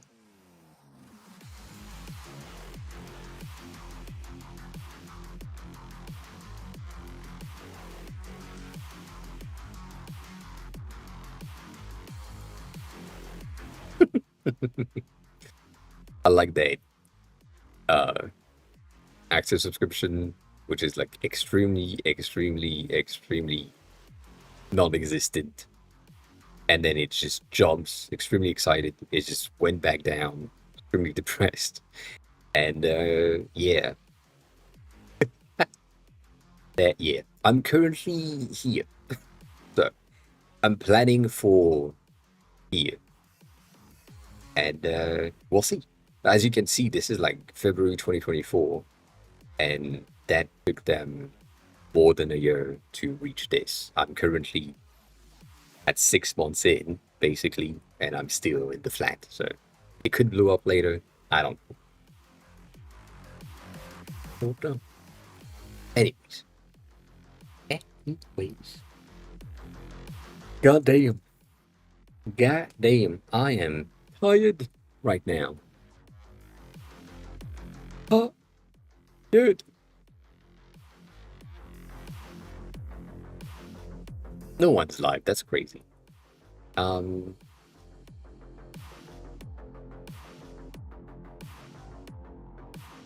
Adam is live.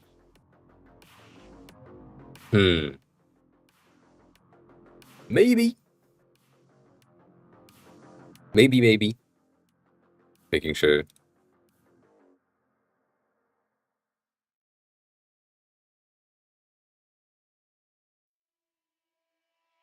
Didn't we did that before? I feel like we went there. We haven't. It's bold indeed. Bold indeed. Very much. Very much. Cool. Let's go there. Let's go there. Join us for the raid. As always, that is highly appreciated. If you want to watch the stream again, because I said things that are interesting, I don't know why. Check out the YouTube channel. It's where they are, in the live section. Streaming on YouTube at the same time. Anyways, if you have a question, and for some reason I'm not live, join the Discord. As always, I shall be back on Wednesday this week. I should be there on Wednesday as well. And yeah. As always, if you want to learn some Japanese, you can. We've been talking about that all afternoon. And then if you want to give me some money, Mom! why you like it? It's gonna be updated soon-ish. Soonish. But yeah. We'll see. And yeah, we'll screw with you on the review day, Tony. That's the plan. That's the plan. That is the plan. Anyways. Larkin, congrats, 51. Tournament, congrats on 51. Myself, congrats on 46. Eat something, drink something, be kind to each other. I'll see you on Wednesday. Have fun and all day. Bye.